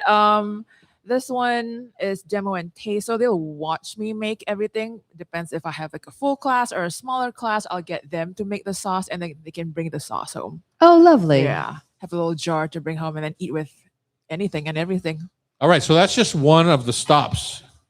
The chicken, right? This is the Hawker Fair because there's 2 classes she's talking about. Oh, She's okay. doing a Hawker Fair and then the walk around one. Is Yeah, the- so on August 28th is the International Street Food Walk Around Tasting Experience. So we'll have a couple of stations featuring different food. I am doing the pork belly pinch buns, pinch buns from scratch, pork belly braised in 5 spice, and star anise, cinnamon, and all that soy sauce. Eat that in like a little sandwich form, and then we also have a bulgogi kimbap station, a seafood fideo Ooh, station. yum. What else do we have? Oh, we have summer fruit dessert crepes and pelmeni. So that will the whole Annie's space doing. be open, or is Yeah. it just in the kitchen and So from the loft here? most of the food will be in the kitchen, and I think some will be out in the loft. So everyone can kind of walk around and explore the area, stand in the corner, eat your food, and then come back in for round 2, round 3, round 4. Come hungry is what I'm saying. Yeah, Mhm. exactly. Sounds delicious. I had bulgogi recently that I thought was messed up. Oh, tell And me maybe more. you're going to argue with me about this also. All right. But There's no sometimes- argument. Sometimes I feel like the meat is over marinated and it becomes It's kind of just mealy sugar. and mushy. Yes. Is that appropriate or is that over marinated? Because I took it as over marinated. I think that's over marinated. Okay. Once you don't really have the bite in your meat, and then it's just mushy, Yeah, sugary yeah, mess yeah. that's a little. It's been sitting there for a hot minute. Or so- if it's cured. That's what I don't like Yeah. also. I Yeah, just thought so it was what just, are you trying It's to like hide beef jerky. here? So you oh, agree? no, it wasn't like that. I It know was we just, agree with something mealy, for yeah. once. Because I feel the same way, like when you're marinating lamb racks or a lamb kebab. If you It's a leave the fine wine line. on it too long, it gets mealy and mushy, and it's not Yeah, good. yeah, it just breaks down, and then Yeah. you know, Okay, so You tell me agree? again, Becky. The classes, the Hawker class is on the 22nd, Correct. and the walk around is on the 28th of August. On the 28th. So we've got the Yep. demo taste class and then the walk around social with a little cocktail that kind of ties everything together. yep. And that's what we do here. That's what you do. We That's do what we here. do here. Yeah. Yeah. HotStoveSociety.com if you want to check out our class or Rashida's class. Why wouldn't you? Mike Everyone's Tier's class. here. He's going to join us next with some summertime wines, some Piedmontese wines.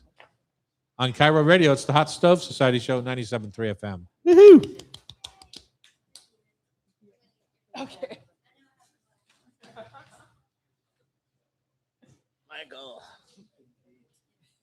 I would never do that.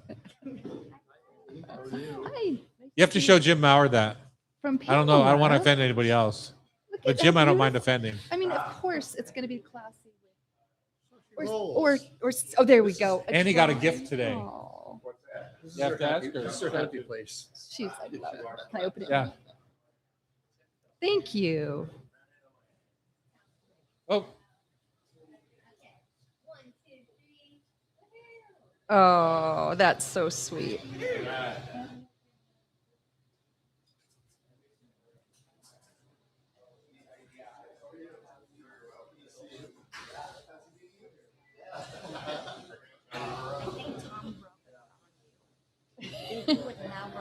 Oh, totally. I saw that's so me. I saw it That is and so- laughed. I would never spend $9 doing it. I know. Do you know what it is? No. SpaghettiOs. Pretty much. There's no fish in there, even though it says. Show this young lady behind you. She'll appreciate it.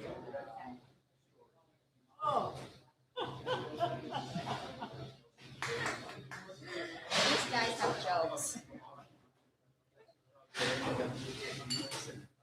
I thought it was funny. I think this he's been doing this for a long time, and they said that he's going to retire. He's done with it. So I had to buy a few. Yeah. She bought 8 of I them. bought 8 of them. That's a few. Here- yeah. What? Yeah. I'm gonna put on my cover. There you go. Pass it around. I swear to God, I always. Of course, this is has his name written all Yeah, over Becky. Becky's all sweet and everything, but she's got a terrible heart.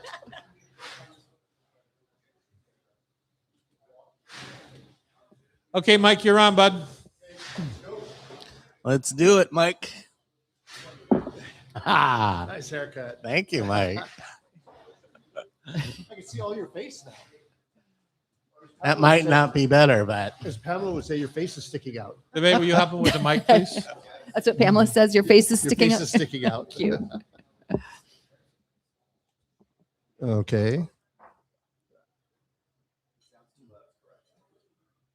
excellent. Tea or coffee? What? Tea or coffee? Coffee. Coffee. T. Tea. I'm both. How about you? Tea or coffee? Is there a reason why tea or coffee? Nope. I was just curious what I like to know what people's tastes are. Oh no, for yourself. Oh, When you're for like, me? I want tea. It's Coffee because... first thing in the morning and tea when I want to drink wine, but I shouldn't. Ah, So just you another drink so delicious much thing. tea. I do drink a lot of tea. I love tea, but coffee for the first Coffee in the buzz morning. in the morning. Yeah. That has been a trick for me too. That 5 o'clock when I'm ready for my martini and I know it's only 5 o'clock. I used to just have my martini and then sip for the rest of the night. Uh-huh. Now I try to have a cup of tea at 5 and start There you go. Just little. try to skip the martini Mhm. and just go with wine after 6 o'clock until midnight. There you go. There's some good NA Stay up stuff out later. there that I've discovered. That's Ah, pretty satisfies that taste for an adult flavor. yeah. There's a lot of good stuff, and Jason brought over some really beautiful things today that has some shrubby type things. Yeah, there's Greek NA gins that are really cool, and yeah, Tanqueray has a I mean, gin. not gin. It wasn't a gin; it was a vermouth. 1 minute ahead schedule. Let's do All it. right, here we go. joining the Hot Society. Joining us in the Hot Stove Society kitchen is Mike Tier of Pike and Western Wine Shop down in the north end of the Pike Place Market. Right across from And Mr. if there's Fish. anyone older than God in this room, it's Mike Tier. 51 years in the same The location. store. Mm-hmm. The store, yeah. 46 I know. for me. I know you're. Oh, I thought you were 50. No. Oh. Store is 51 this month. Okay. And when I tell my younger Congratulations. customers that I've been in the same place for 46 years, they just look at me like I'm an alien. Yeah, exactly. Because they're not 46. No, they're not. Yeah. Well, They if you change were- jobs every 3 years. Yeah, if you were in Europe, that would be not unusual. But in the That was States, always my goal. Yeah, in the Yeah. States, it's unusual to keep a job that long. Well, once you buy the company, though, which you did, what? How many years ago? You bought- 1991. Yeah, so once you buy it, then you're stuck. Well, it's not. I tell people because they say, "Well, when are you going to retire?" Well, it's not really a job per se. I'm not working for somebody. I have control. I love my customers. I love the market. So it's fun still. Yeah, Yeah. exactly. All right, tell us about what we should be drinking this time of year, because I know I bought a case of rosé from you. Right. Rosé sales are a little softer than they used to be. People are drinking, I think, a wider variety. And last week, you and I are both big Piemontese wine fans. Yeah. The tendency is we stop thinking about them in the summertime, but there's been a shift in Piedmont to not only making more white wine, because white wine sales around the world are up as opposed to other wine, like red wine is down. So there's native white grape varieties. They're making unoaked Chardonnays, but they're also making some of their local varieties, Dolcetto, Barbera, Nebbiolo to a lesser extent, in a little fresher style. Mhm. So you can give them a slight chill, and they're great with grilled foods. And Yeah. I mean, you're doing burgers or your lamb chops, or a nice Barbera with a little chill on it is great. And we just featured some from a winery called Tredaberry, who makes really elegant, little lower alcohol, like 13.5 for the Barbera. So I'm trying to get people to consider those as part of their summertime. So we used to drinking. only think of Beaujolais in that category. Yeah, kind of, Beaujolais or maybe Le- Pinot Noir. Lambrusco, Yeah, or right. some sort of little chilled red. But you're saying anything. You know me, I love a little colder red Mhm. wine. I'll often put an ice cube in mine, Right. because most often they're being stored at room temperature in a hot restaurant. Well, there's And that. so that, Or even in your pantry at home or Yeah. wherever. yeah. But cooling them down. And I think the younger Piemontese winemakers are going for a little less intensive style. And it really Well, brings that's out. what I was going to ask you. Yeah. Like, I was there 1991 or two. The Back ancient then. days. Yeah. And it was pretty traditional. Like all the winemakers, it was in that generation. Like if you were outside that box, you were kind of ostracized. You were shunned. Right. Yeah, right. yeah. And Mhm. some of this family, the younger generation, were just Just starting to yes. try it and talk about a different style. So I was wondering where it is right now. So obviously they're making a big leap. They have made a big leap, and a lot of that has to do exactly what you said. The older generation never traveled. Now the younger generation and the next generation, even from when we used to be the younger generation, has traveled, experienced other wines. Social media gives you access to more information and ideas about what other people are doing. So they're being a little more creative to try to make their wines approachable to a wider audience and drinkable over the whole course of the year. Because if you say, I don't drink it in the summer, well, you're losing 3, 4, Mhm. 5 months of the year. There was an And- article in the New York Times that Burgundies were not selling as well. The next generation really likes the lighter, younger. Is that true? Burgundies are Or Bordeaux's? Bordeaux. Bordeaux's, sorry. That's Yeah. definitely Yep. true. Yep. That's due to a lot of reasons. They are bigger, richer, sort of like our Washington Cabernets, Mhm. which are patterned after Burgundy. After Bordeaux. After Bordeaux, I'm Yeah. sorry. But also the Bordelais have been very stuck in their lane. Like you were talking about what the Piemontese used to be like. The Bordelais are still kind of that way. There's a few people breaking out, Mhm. but not very many. But the irony is I can find good aged Bordeaux, meaning 8 to 10 years old, and sell it for less than a lot of American Cabernets because Oh. they're not selling through as fast. Mhm. The demand has fallen off. I'm sure the high end, the first gross, they still sell, but that's outside my realm these days. They're so expensive. Let's jump back into summer for a second. I've been drinking. Speaking of Piemontese, the La Spinetta rosé. Right. Not only is it a beautiful package, but it's not typically my style of rosé. I would say it's a little bit stronger, a little bit richer than some of the Provençal rosés that I tend True. to like. Yeah. But I'm drinking a lot of it. Well, I mean, that brings up a good point. I like that style because I drink my rosés with food. And the Provençal rosés have gotten a little more expensive. They've gotten a little bigger in alcohol. But the Italian rosés, that's a Sangiovese rosé from Tuscany. We sell a lot of Nebbiolo rosés, which are delicious. They're super food friendly. Yeah. And they have a little more acidity. Even though they're a little heavier, they have more acidity. So to use them with summer cooking, they're great. So we sell a lot of Italian rosé. I love them. I had the Castello d'Ama rosé for years in my round of rosés Right. every spring or summer now.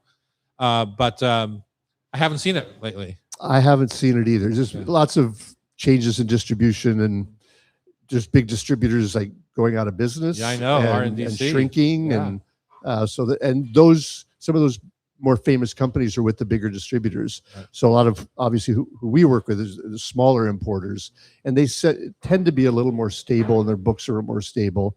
And but we're just seeing a lot of like Nebbiolo rosés. A lot of Piemontese people going with that Piemontese summer wine are making more rosés, and we never saw them back in the day.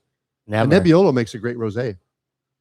What is your top 3 summer wines in your shop right now, rosé or otherwise?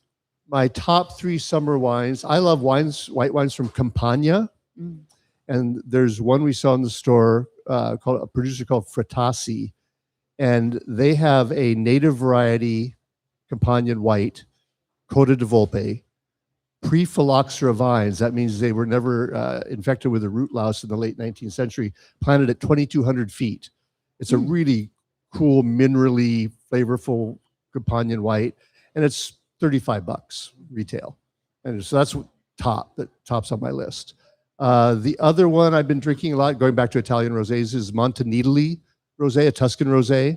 It's a producer I visited many, many years ago. Had a famous visit there with Peter Dow, and I've always remembered and stayed in touch with that winemaker, Elisabetta Fagioli, who's now 90 years old and still working. Wow. Sweet. Yeah. To your point of why leave? It's Well, what you love. If you saw she's as passionate as they come. Yeah. Literally. And the third one would be, there's a red that we had the other day that I really like from Eduardo Torres Acosta. It's a Mount Etna red made from Nerello Mascalese called It's delicious. Yeah. Versante Nord. It's going on the north slope of Mount Etna. I like it because it reminds me a little bit of Piemontese wines, but it has a little richer fruit. And again, it's under $40 for really limited production. It grows 4 hectares. Those are 3 wines I really love right now. So I guess they're all Italian. Jump in wherever you want, team. But the smoke taint that happened in Oregon on the Pinot Noir, what, like 2020 or 2020. Why isn't that happening on the hillsides of Etna? It's blowing like crazy. That's a good question. It could be that it's going up and out away from the Yeah. mountain. I don't know. It's erupting right now. Yeah. I'll have to look into that. It's a very good question because it's happening in Bordeaux right now. Bordeaux's Yeah. being threatened with smoke taint. Yeah. Which And was- Spain, and I mean everywhere. Right. Everywhere. But, if it hits the major chateau of Bordeaux, they won't be able to make the wine. Yeah, they'll just won't produce. Yeah. But they can have afford it. they have a history of. It's like that was just one of my complaints about Washington and American wineries trying to make their nut in 3 to 5 or 8 years when these European wineries are hundreds of years old have already paid for everything. They have new things to buy, but generally Right. Correct. And they have cellars, often Yeah. deep cellars. So it's like their bank account. Yeah. So in times like this, and we see this from various European producers, they'll release small amounts of their older wines to offset Just the the loss. for library. cash flow. Yeah. Yeah. Cash flow to not lose space in the public eye, not lose a space on a wine list. So it's like their retirement Yeah, fund. Yeah. Smart. I mean, we don't see that here at all. What did you see during World Cup with all the hustle and bustle in the market? A lot of hustle and bustle. It was For merchants in the market, and I've talked to people outside the market too, it wasn't a big sales opportunity. Mhm. And it was really starkly clear. The first 2 weeks of June were very busy. The last 2 weeks slow. And as soon as the Seattle part of the World Cup ended, bam, we were right back up. So it We was So the kind of- locals came back. Yeah. yes, Yeah. 100%. Yeah. And, we saw some of that too. and kind of that tourists. same And pattern. it seemed to me, and this is sheer speculation on my part, that we saw fewer cruise ship passengers, which do contribute in the Mhm. summer. But I think maybe they booked around the World Cup, maybe because they thought the hotels were going to be full or really expensive, or so it was fun. The market was alive. The waterfront was great. It was. I mean, Mhm. the whole waterfront thing is the best thing that's happened in Seattle for a long time. Yeah. Pamela and I just walked farther north for the first time and saw all the development, the 2 new beaches in Yeah, Myrtle Edwards Park beautiful. and the little cafe. And I mean, it's like, as a longtime Seattleite, I felt so proud. It was so cool to see people on the beach, Yeah. basically in downtown Seattle. Right.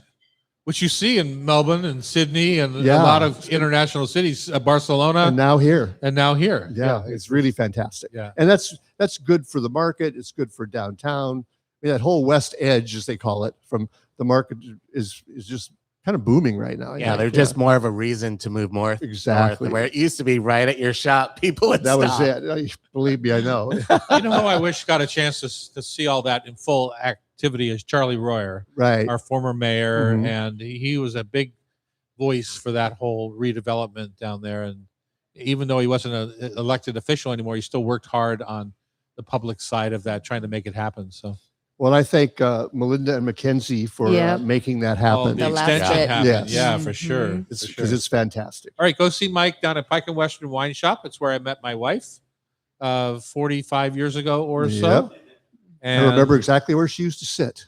I remember the polka dot dress she was in. Exactly. For some reason. I know there's a picture of that somewhere. That's All right, cute. up next is Food for Thought Tasty Trivia on Cairo Radio 97.3 FM. Mike, will you stay for trivia? What? Will you stay for trivia? I need to go. Yeah. Okay, I'm, uh-huh. sure I've got somebody, I'm short somebody this morning. Okay.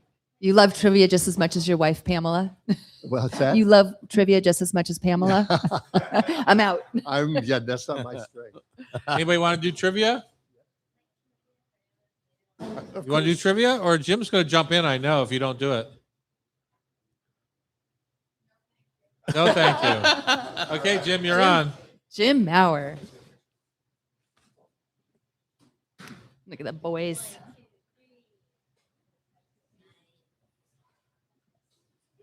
All right. Thanks, Mike. No, yeah, I wrote the questions, by the way. Thank you. Tell Pamela hello. Bye, Mike.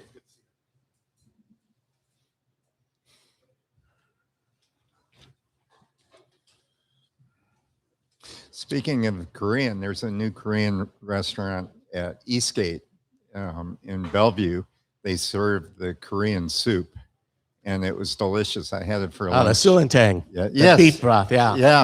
Yeah. You don't see that much in Seattle. There's one in Linwood too. Yeah. What's it called? Sulentang. It's just the Sulentang. beef broth. So it's Mm. like a white creamy broth. Mm. So sticking with rice. No, you it get just- rice on the side and, Ah. and banchan for $24 I couldn't finish. Just as you were crazy. saying, I Yeah. don't know how they do it. It's really, really good. I mean, it's not as popular, obviously, as other noodle soups. No, but and in summer I was curious, but the place was packed. yeah. The Linwood one's not so packed, but it's delicious. Yeah. Ready, set? Time for the final on here on time for the final here on the Hot Stove Society Show on Cairo Radio. If you are in a hurry to get to the dinner table or get dinner on the table, let's rub with love. If you are in a hurry to get dinner on the table, let Rub with Love help bring the flavor with our line of delicious and easy to use seasonings and sauces. You know, our sauces aren't going to be around long, so if you see them, you should buy them. Buy him now. Yeah, we're moving on from those. Boredom. You can pick up some on your next visit to Sebastian's Seafood in Bend, Oregon. Sonnenberg's Meats in Spokane, Peppercorn in Boulder, Colorado, or many other retailers around our town and around our country. Becky, let's play. Let's play trivia. But first, ET is rocking a really fun mullet. And we wanted to hear the story because there was a bet. So will you tell us about what your hairdo is expressing? My hairdo is expressing being a loser. Clearly. Now, for Hapa versus Papa, my It was on Pop-up National I Hot did- Dog Day, right? yeah, I did with my son Giacomo for National Hot Dog Day. Whoever sold the most didn't have to get this, and he Uh-huh. beat me. So And what was your hot dog and what was Giacomo's? I did a queso dog. So queso, chicharrones, and cilantro onion. So like a little taco dog. And Giacomo did his base Hapa dog. So his special seasoning with a little plum ketchup and Japanese mustard. So a lot of effort. Yeah. Right. Well, thanks for sharing this story. And it looks pretty good. You know, Well, thank you. I was in Scotland when this was going on, and I thought about getting online and buying 100 of your hot dogs to make sure that your son didn't whoop you. Oh, that's cute. And Well, I needed the support. I but got thanks, distracted Tom. and didn't do it, and you lost. That would have been I nice. lost. We've got Jim Maurer here, who's a good friend of the show, who sometimes writes these questions. So it's fun to see him on the other side of things. It's good to be here. Okay, well, welcome back. We're going to start with E.T. E.T. number 1. Yes. What popular shellfish is Loretta Douglas surprisingly not a fan of? We learned this last week. Dungeness crab. Oysters. Oysters. How can that be? She called them loogies of the sea. I All think right. maybe that counts for her. Uh-huh. All right, number 2. Speaking of which, I'll be shucking oysters all day tomorrow That's at the right. Half Show restaurant. Yeah. Right. I will be right there next to you. I thought you were doing PK. No. We'll go up there after. Oh, okay. Just walk a few blocks and Yeah. you're good to go. Yeah. All right. True or false? Like bell peppers, red okra is simply riper green okra and it produces less mucilage. Is that true or false? I'm going to say false. That is false. Red okra is a different variety and it produces about the same of the natural mucilage thickener. Okay. Or oyster texture. More oyster. Yeah, Loretta probably doesn't like okra either. That was actually my second taste. I had this just Chinese pickled okra. It was delicious. This was down in LA yeah. alongside But the taco. I love that mucilagenic Uh-huh. texture. Okay. Just gonna leave that one alone. Okay, number 3. Which classic cocktail ingredient has more alcohol, Aperol or Campari? I'm going to say, man, neither one. Is there a Campari. trick question, maybe? That's not a trick question. Okay. I'm going to go with Campari. Campari is typically 24% ABV and Aperol is only 11. So good job. All right, number 4. Where did chicken tikka masala originate? Was it Bellevue. India, Scotland, or New York? Scotland. Scotland it is, Glasgow. You knew Really? that. Mhm. I did Yeah. not know that. It's often credited to Glasgow, where a chef reportedly created a creamy tomato sauce to suit a customer's request for milder chicken tikka. My Indian friend calls it tikka in Hindi. Most people say tikka though, right? Well, I wouldn't know. I'm a mutt from Delaware. All right.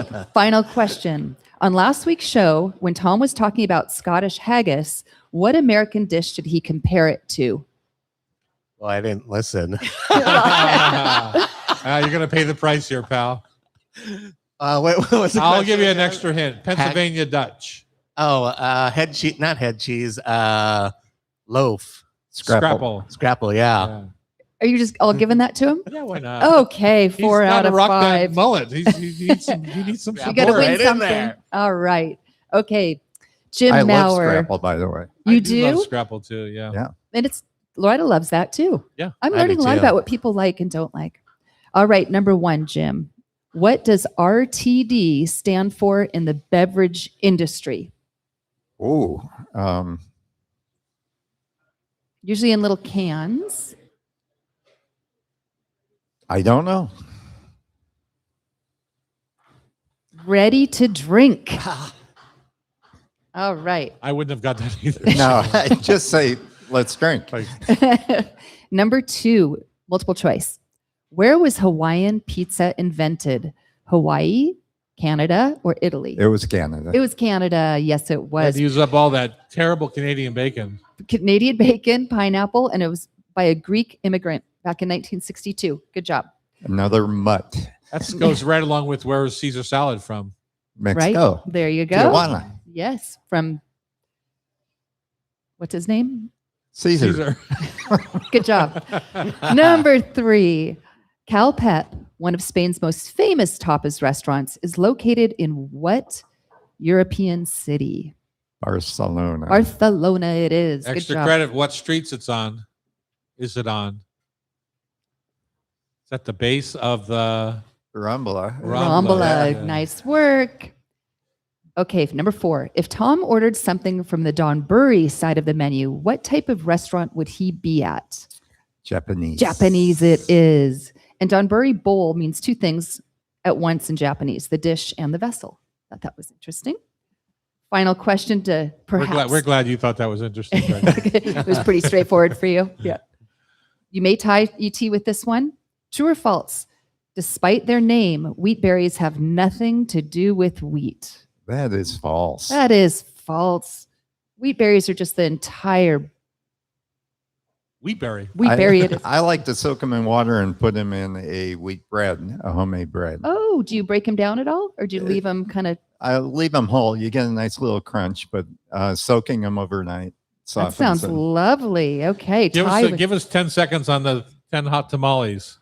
Oh, I have a cooking club called the Four Guys in the Tomato, but Tom there we go. refuses to remember to that. remember that. 4 guys in the It's- tomato. It's usually more of a rotten tomato, he calls us. And we just had a small event for spouses and friends over on Bainbridge Island at my daughter's house. Leslie Kelly was going to attend, but she backed out, and Aw. there's some COVID in the group, so not our Well. best time. Oh, well, good for you for doing that. Okay, let's see. Tom Douglas, number 1. What grape is used to make white Sancerre?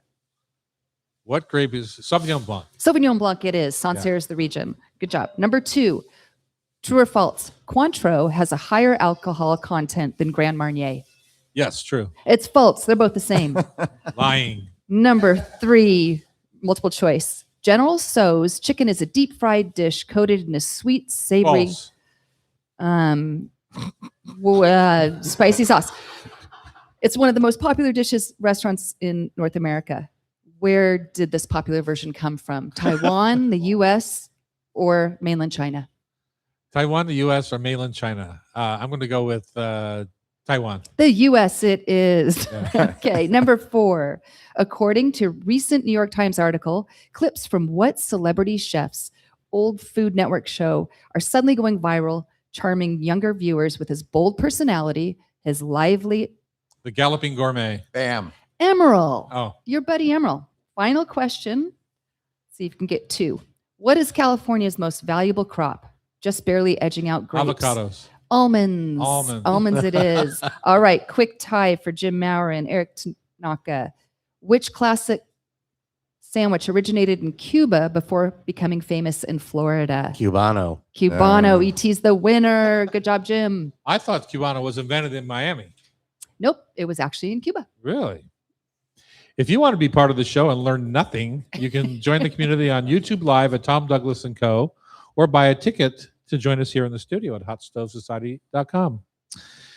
The show is produced by Becky Guzak. Our technical wizard today is Dave Marshall, and our talented editor is Sean, please don't call me Del Torre. And oddly, if you miss any episode of our show on Cairo, you can listen via podcast. Just subscribe with your favorite podcast app. Thanks for listening. E.T., way to go. I'm getting it. That's the first time. That's what a mullet will do for I you. am getting it. exactly. The Okay, highlights. quiet I on the hope. set, please, including the kitchen. Hi, I'm Chef Tom Douglas. And I'm Chef Eric Tanaka. Today on the Hot Stove Society radio show, Family Dinner on the Farm with Chef Jason A. Vickers and Melissa Husby of Oxbow Farm. Matt Broussard is going to talk about his new book, Now We're Cooking. and a look at summer wines with Michael Tier of Pike and Western Wine Shop. Fabulous. Okay, we're done. Thank We're you all. done. Woohoo! A lot of fun as usual.